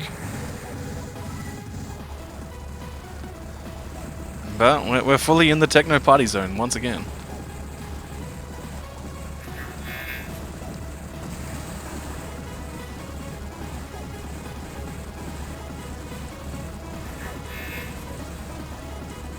Oh, god damn it.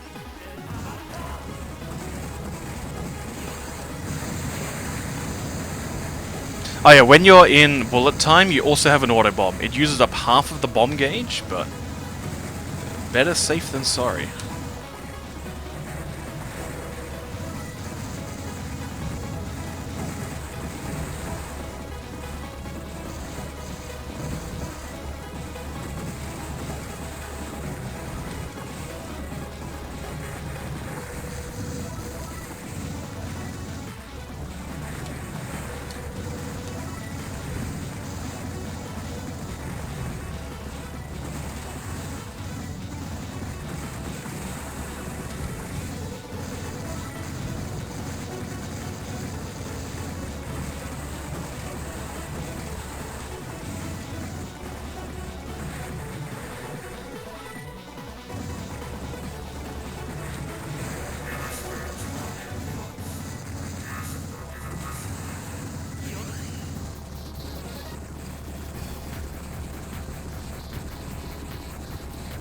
Ah, ah.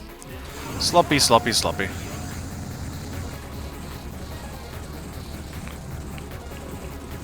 Yeah, I've put off a lot of work on getting cave clears because I've been trying to beat fucking Battle Gorega for ages. But when I was practicing this game more, I was no missing through stage 4. Alright, that's Espegalda. It's great, it's easy to play. There's a freeware game called Clarets, which plays pretty much the same. Check that out too. Next is... Ooh.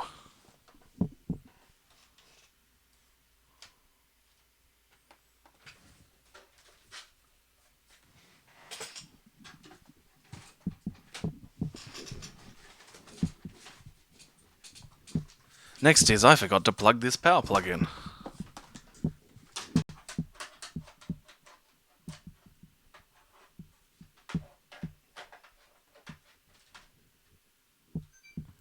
And now we play the waiting game. While that one's booting up, we'll do the other MAME game. The other game I'm gonna use MAME instead of my PS2 for.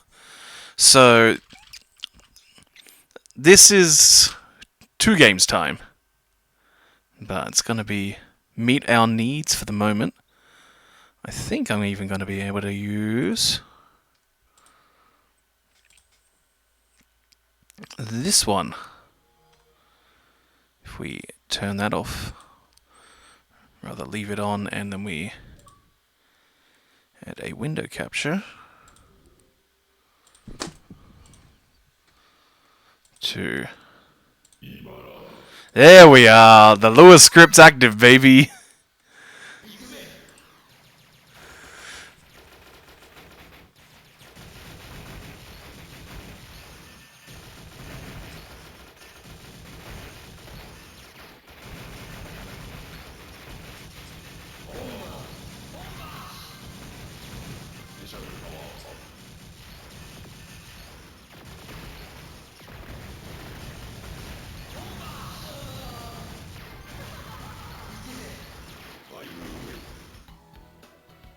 There's something odd going on with the video capture on the other device. Just hang on a tick here.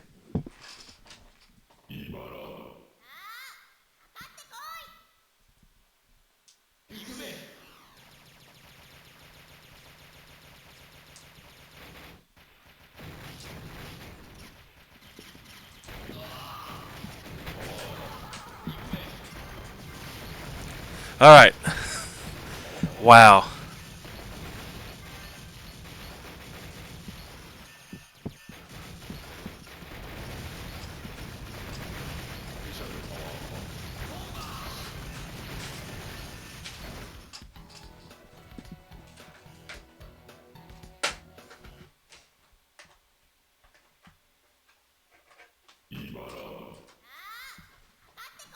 Alright, let's talk about fucking Ibara while we're here.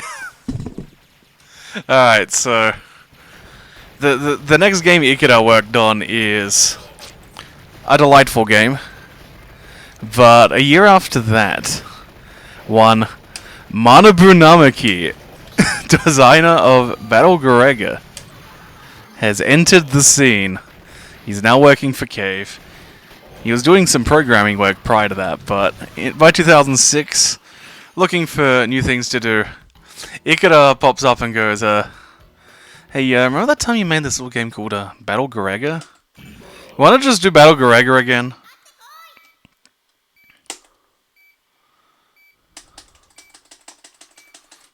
Hang on, what's going on with my start button?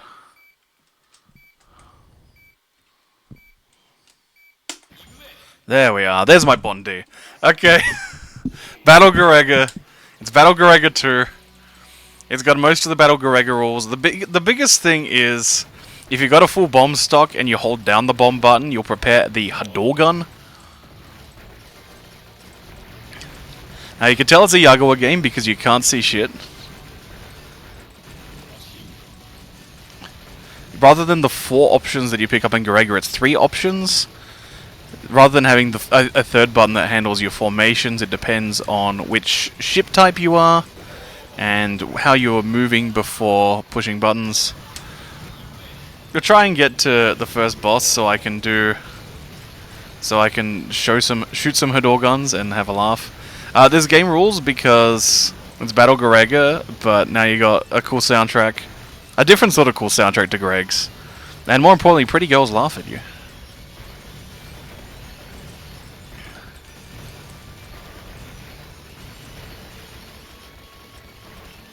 The MAME, if you're running this on MAME, there is a Lewis script which we have displayed here, which gives a bunch of gadgets like the M2 ports of games. So you got your dynamic difficulty display, you got the item drop table, you got the status of your medal, as well as input display on the left-hand side. Alright, Oni-chan, Asaboka. Alright, we're gonna Hadouken on our way through the second half of this fight, because we can. Battle Garega has up to 8 ships to select. This game also has ship selection, but it's determined by whether you're player 1 or player 2, and which buttons you are holding as you push the start button. There's the Hador gun. Check this out. Oh yeah, I gotta stop shooting while the Hador gun's up. It does more damage if you're not shooting.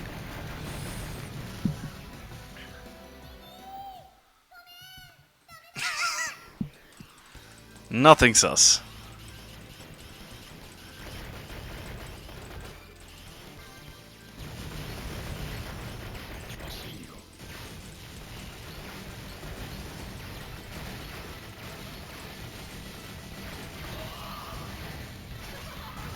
Much like in Garega, every time you die, it releases a bunch of shrapnel, which also does damage. Ooh, that was five pickups. So that means if I pick this up, oh, that didn't unlock search. Okay. Why didn't that unlock search?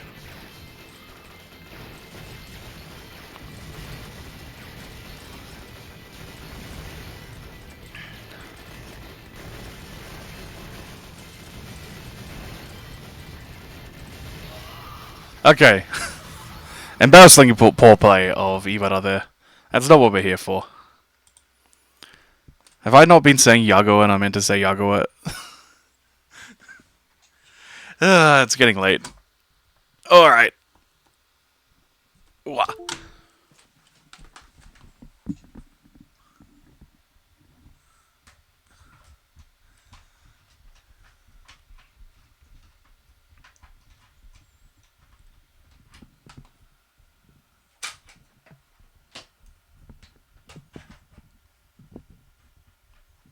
Today I learned the Xbox 360 component output doesn't play well with retro tanks. I'll need to investigate further. Did I say Namaki? Yeah, Yagura is the designer. I mean, Manabuga Namaki has directed a shmups development now.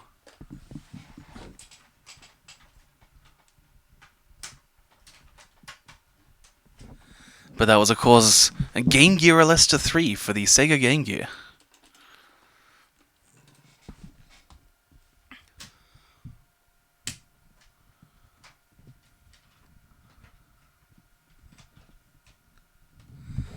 I just need this stick to identify as a 360 stick correctly. And also find where my 360 USB ports are hiding. Come on.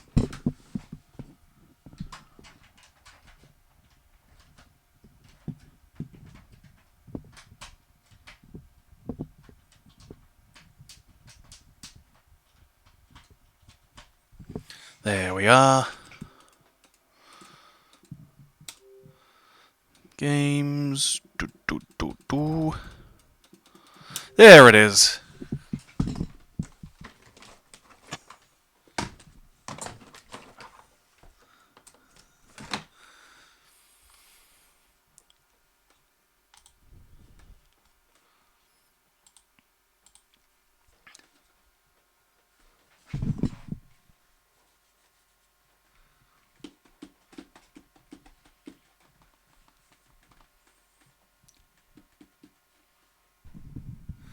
Now we wait for that capture card to do its work. There we are.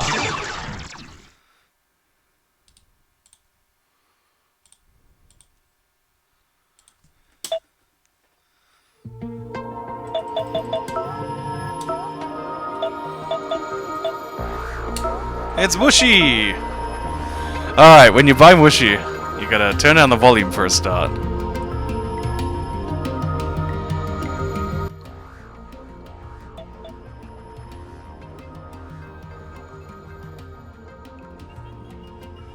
Alright. 360 era cave ports. You're generally laid out like this. Novice is an easier version of the arcade version. This one is labeled different things depending on which port you're playing. Yeah, this game's pretty buggy. Anyway, this is the arcade version. This is an arranged version which originates on the PS2 version but has had further balance tweaks. Basically, it's a good way to do a way that involves the true last boss without having to do the stage layouts of ultra difficulty. 1.5 was a later balance revision. It rebalances some things. It removes a damage glitch, which is sometimes important. It does some... It's easy to pick up items in. It's got a different soundtrack. So generally you just want to play arcade or starting out with a novice. And then we're going to boot up here.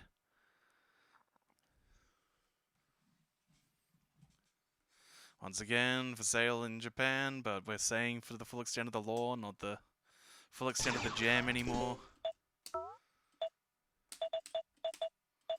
We are not going to care about doing the optimal super shot setups right now.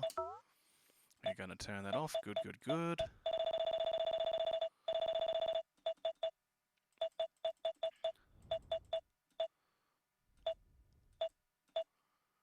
And we'll go with the generic background like that. Alright, it's Mushy.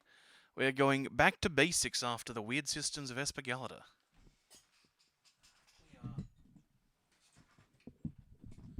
Shifting this bloody mic stand again. Back to the basics. You got 3 difficulties this time. Original, Maniac, and Ultra. Think of this as normal, different normal, fuck you. Or I guess, close to hard, fuck you. So original is designed to be more like a late 80s, early 90s one. You got less bullets, they move faster, very simple scoring. Maniac, it's more like your typical games up to this point. Slower bullets, denser patterns, more complex scoring. Ultra is the more complex scoring, but also it's Loop 2 difficulty. So rather than needing to unlock a Loop 2, you could just pick it here if you're that guy. And if not, hey, it's all legit. You're beating the game no matter what. A clear is a clear. And then you choose your shot selection. We got 3 options here.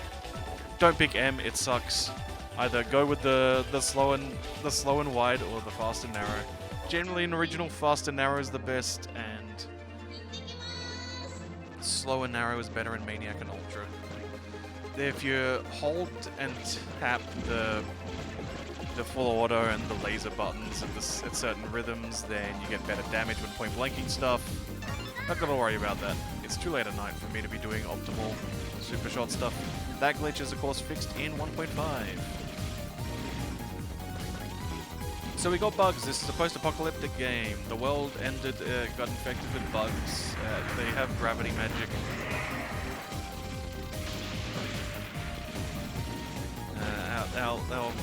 Our young girl lead met a nice boy who helped deal with some bug stuff. There's a bug problem. She's heading deep into the forest to ask her friend, to ask her kid boyfriend, what the deal? What's the deal? Basically the plot of this game.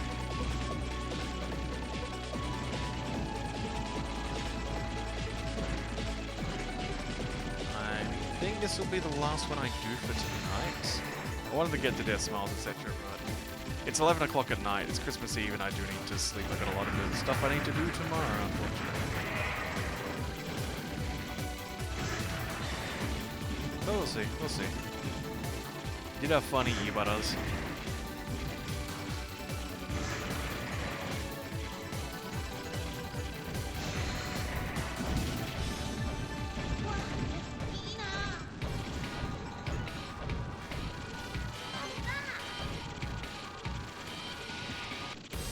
So the usual shot and laser rules of a cave game. The direction you're holding when you input bomb determines where the bomb goes, because Rekko is literally throwing the bomb. There's two types of these options that you pick up. You can hold up to 4. There's the wide shot where they'll be in a fixed position and they do slightly more damage than the trace versions. Trace versions, you got your Gradius style option. It's cool. Generally more useful. The craters are very noticeable by this point. 神様どこにいるの？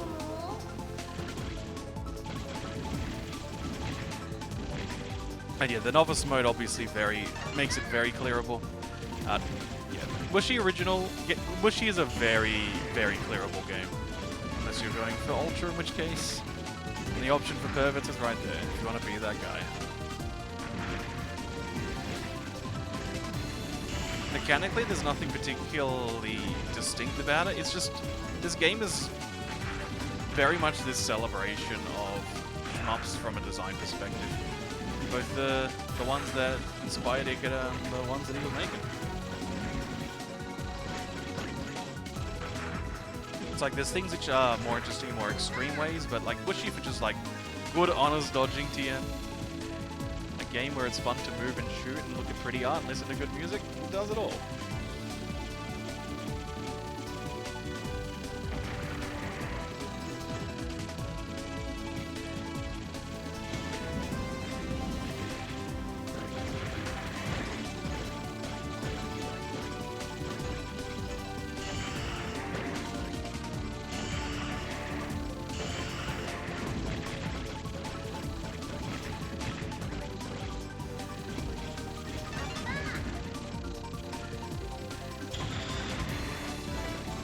Here we have, first example in a while of enemies that are supposed to do a bullet cancel, not just funny arrangements.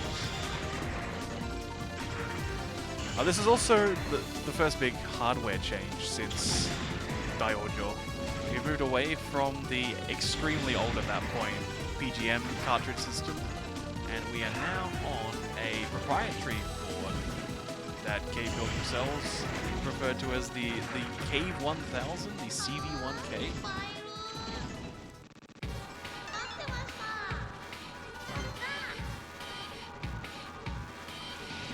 And the CV1K was still absolute dog shit hardware. Fuck me, I'm playing like an idiot. I'm so tired. Yeah, it could do basic things like transparency. We have transparency effects. This is pretty much the hardware Cave would use for every game except for Death Smiles, I think, for the rest of their arcade developing life. There aren't really many bootlegs because it's hard to get the parts that were used in the CV1K, which is a shame. Bootlegs would greatly reduce the price of owning arcade-accurate late-era Cave. There's a PS2 port of this game. Arika was trying to do a PS2 port of Ketsui, but they weren't able to get it right. PS2 cannot handle that final stage of Ketsui. すごいとこまで来たな。 Now, this stage is very cool because it's you destroy your giant battleship stage. But the battleship's a big bug.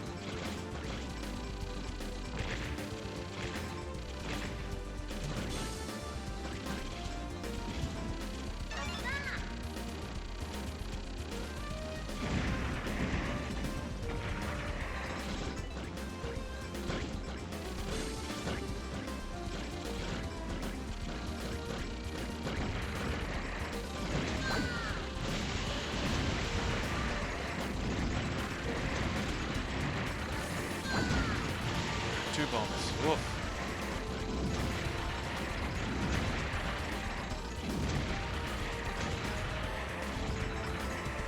Now we're gonna scooch along to the right-hand side of the bug.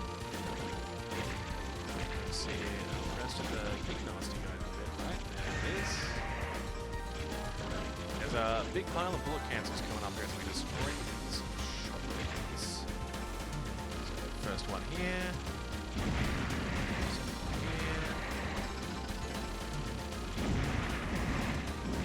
Switch to wide bit as we take care of these sort of creeps. Take care of this final shoulder piece before before the worms become a big problem. What's the point?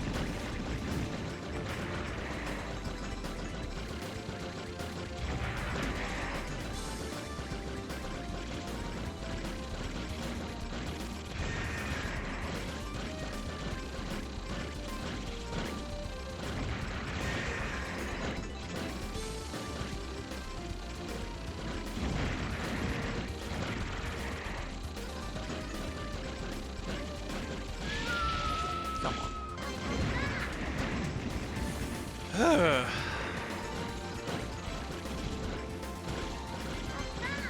There's our fourth laser, which makes killing this shoulder a bit quicker than the last one. There's our first score extend. If you're playing original for a 1 point clear, you're gonna get both score extends just due to how basic the scoring is. It's kill everything, pick up all the items. That's pretty much it. There's some optimization you can do by like the way that you tap your shot button on the bosses. If you damage the bosses in a way that does as little damage as possible, you can milk out extra points that way. That's it. Alright, this section we need to destroy the sides before we destroy the head. And we need to make sure that the sides are destroyed without using a bomb. You can throw a bomb early, but here, that's pretty much it for bombs that I'm allowed to use. Goodness me. Plate. Panic. There we are. Yeesh. Okay, we're gonna continue here to just demonstrate that I can thing, but it's graceful. Also, because that's extremely cool, it turns out that entire boss was a cocoon. The entire ship was just a cocoon for this form. Bugs, man.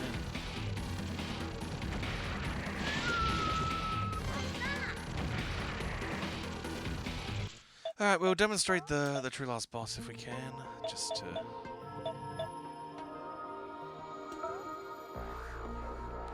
Just to say, hey look, it's the iconic true last boss of Mushi. But I can't do continues.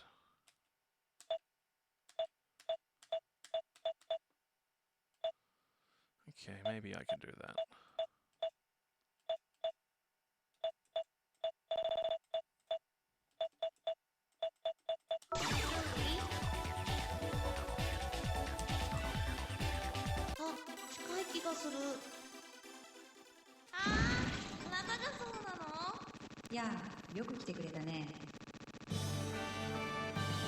I think I'm not allowed to continue in this training mode though. We shall see.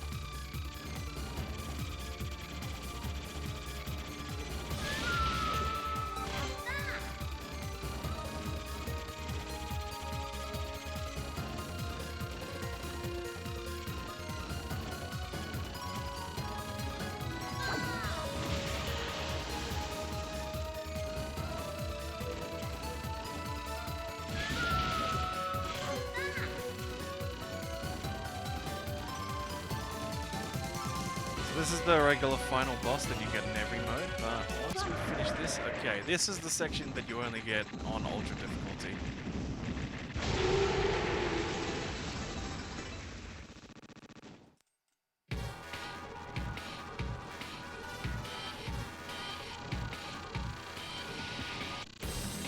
Now, just like for... ほらしっかり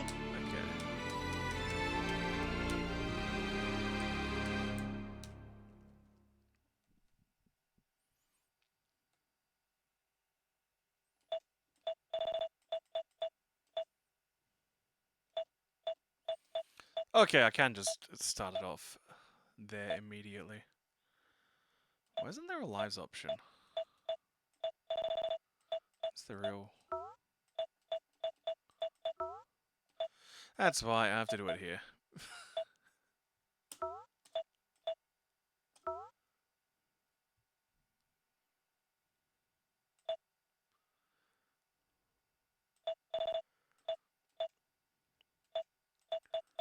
Shot type, double power. Okay. Okay. Okay, let's see if we can demonstrate. Let's see if we can get to the final pattern. Important thing is when we're in this section, not only does it have iframes when you have iframes, but if you open fire while it's got the iframes active, it does a unique fuck you pattern. This button. Yeah. As soon as you hit that bomb button, you do not shoot. Because this happens. And then you have to deal with that. 君ならできるよ。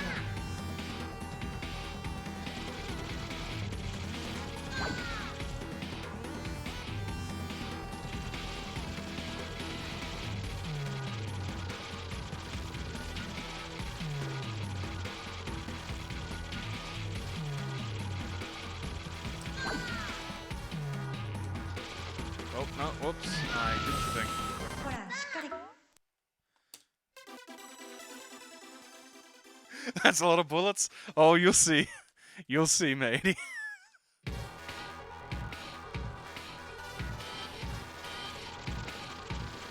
There can be so many more bullets. Oh, god damn it. ほらしっ I か had り that.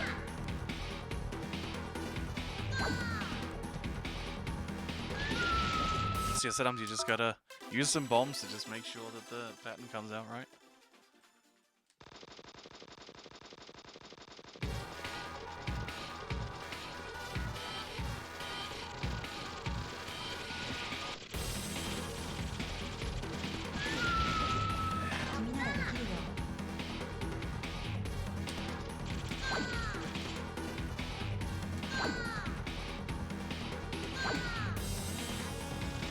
Oh, shit. There we are.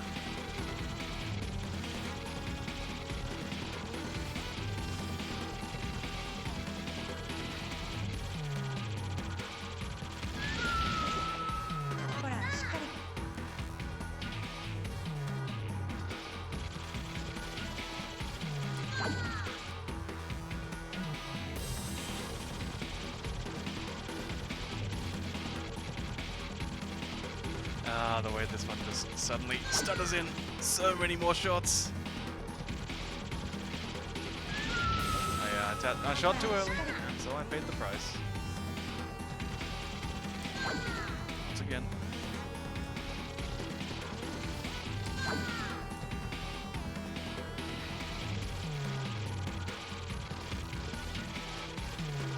Being too hasty there on that one. 君ならできるよ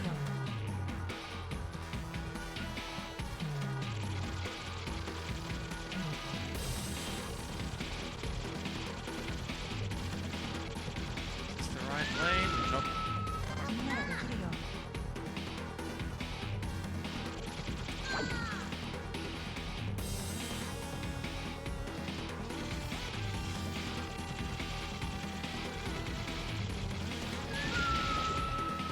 君ならできるよ Yeah, okay, we're not gonna demonstrate the true last boss. Actually, I might have a way to do so. We will simply use the arranged version.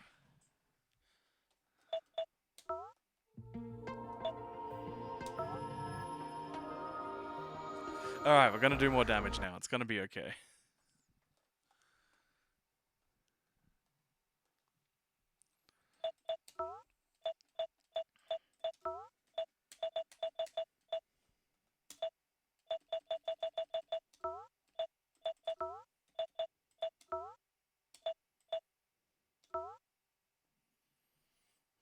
to do the screen as well. Oh, no, screen is fine.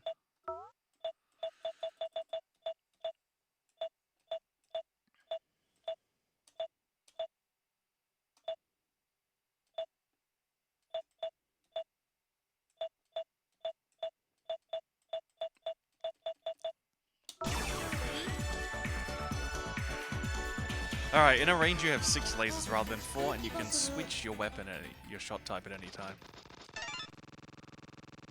So that means you can tack it on like this to begin with. Oh, no, but we do need to change the music.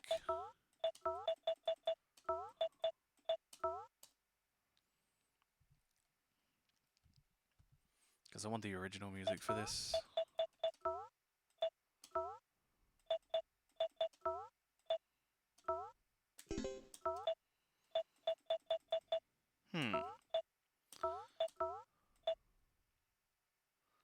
Where is that option?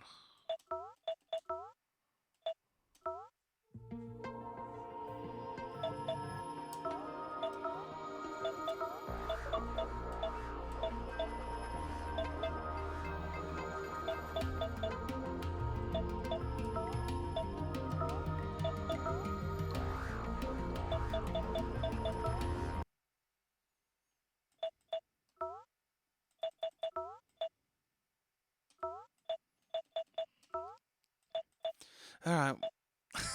Let's go again.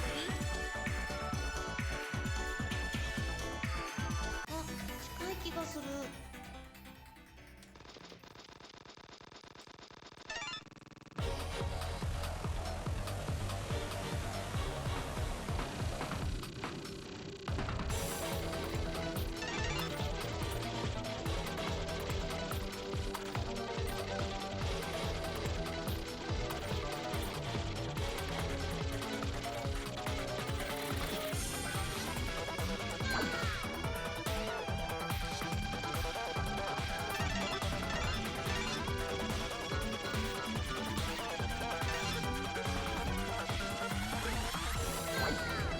Oh, whoops, we tapped it.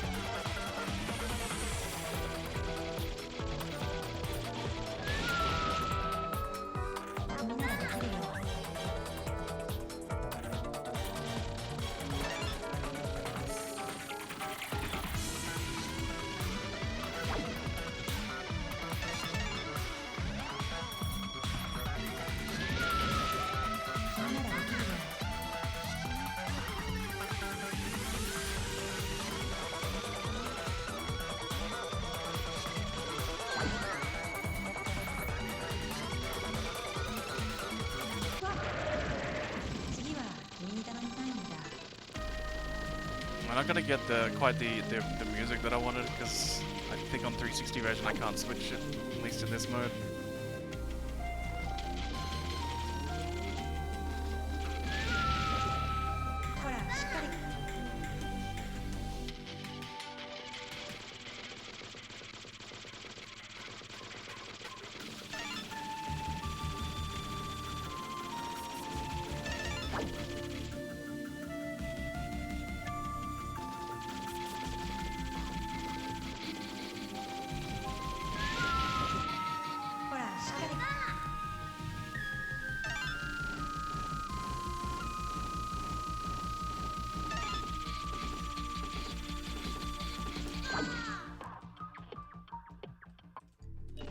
Oh, there's no counter in a range? Okay, okay, my bad.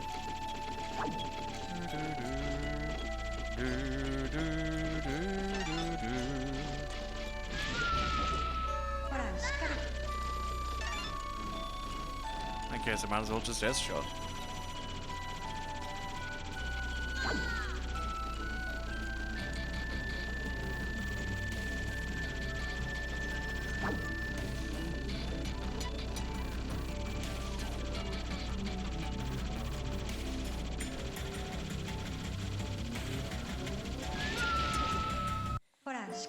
All right,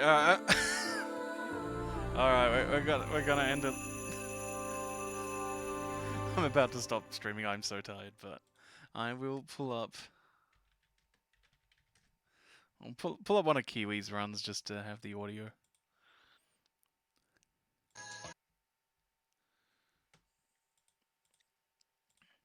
This is what we shall end on.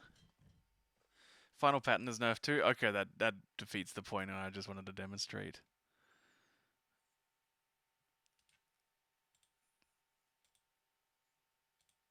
Alrighty. Come on, man. Kiwi cheating and so on. Alright. Here's here's Kiwi playing without auto fire for super shot shenanigans.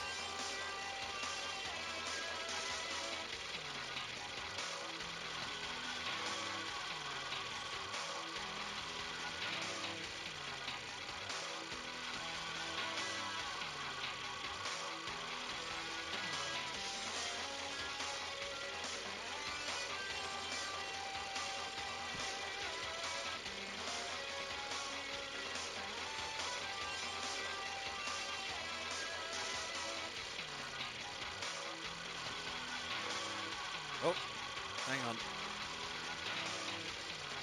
There we are.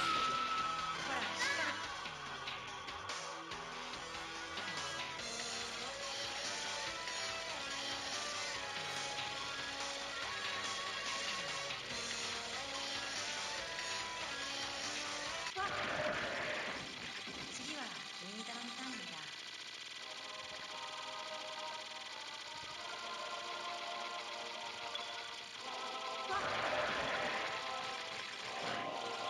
Here it comes. Not sure how long it's gonna last. Here we go, here we go. And then the final part takes so much longer to kill.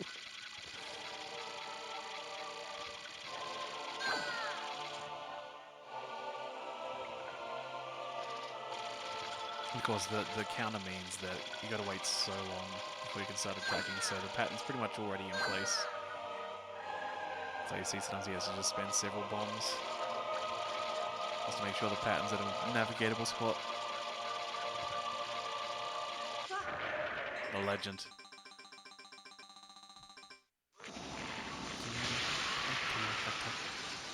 君に会えてよかった I'm glad I met you. That's right, that's the story of Cave. Yeah, I guess I'll have to do another stream where I play through the second half of Cave's life. Or, I can mess around. I've beaten Mushy on Original and Maniac. Close to doing Futari on Original, so I should get back on that sometime. And definitely do not give Ibarra a fair shake, and we'll definitely spend a lot more time on Pink Sweets.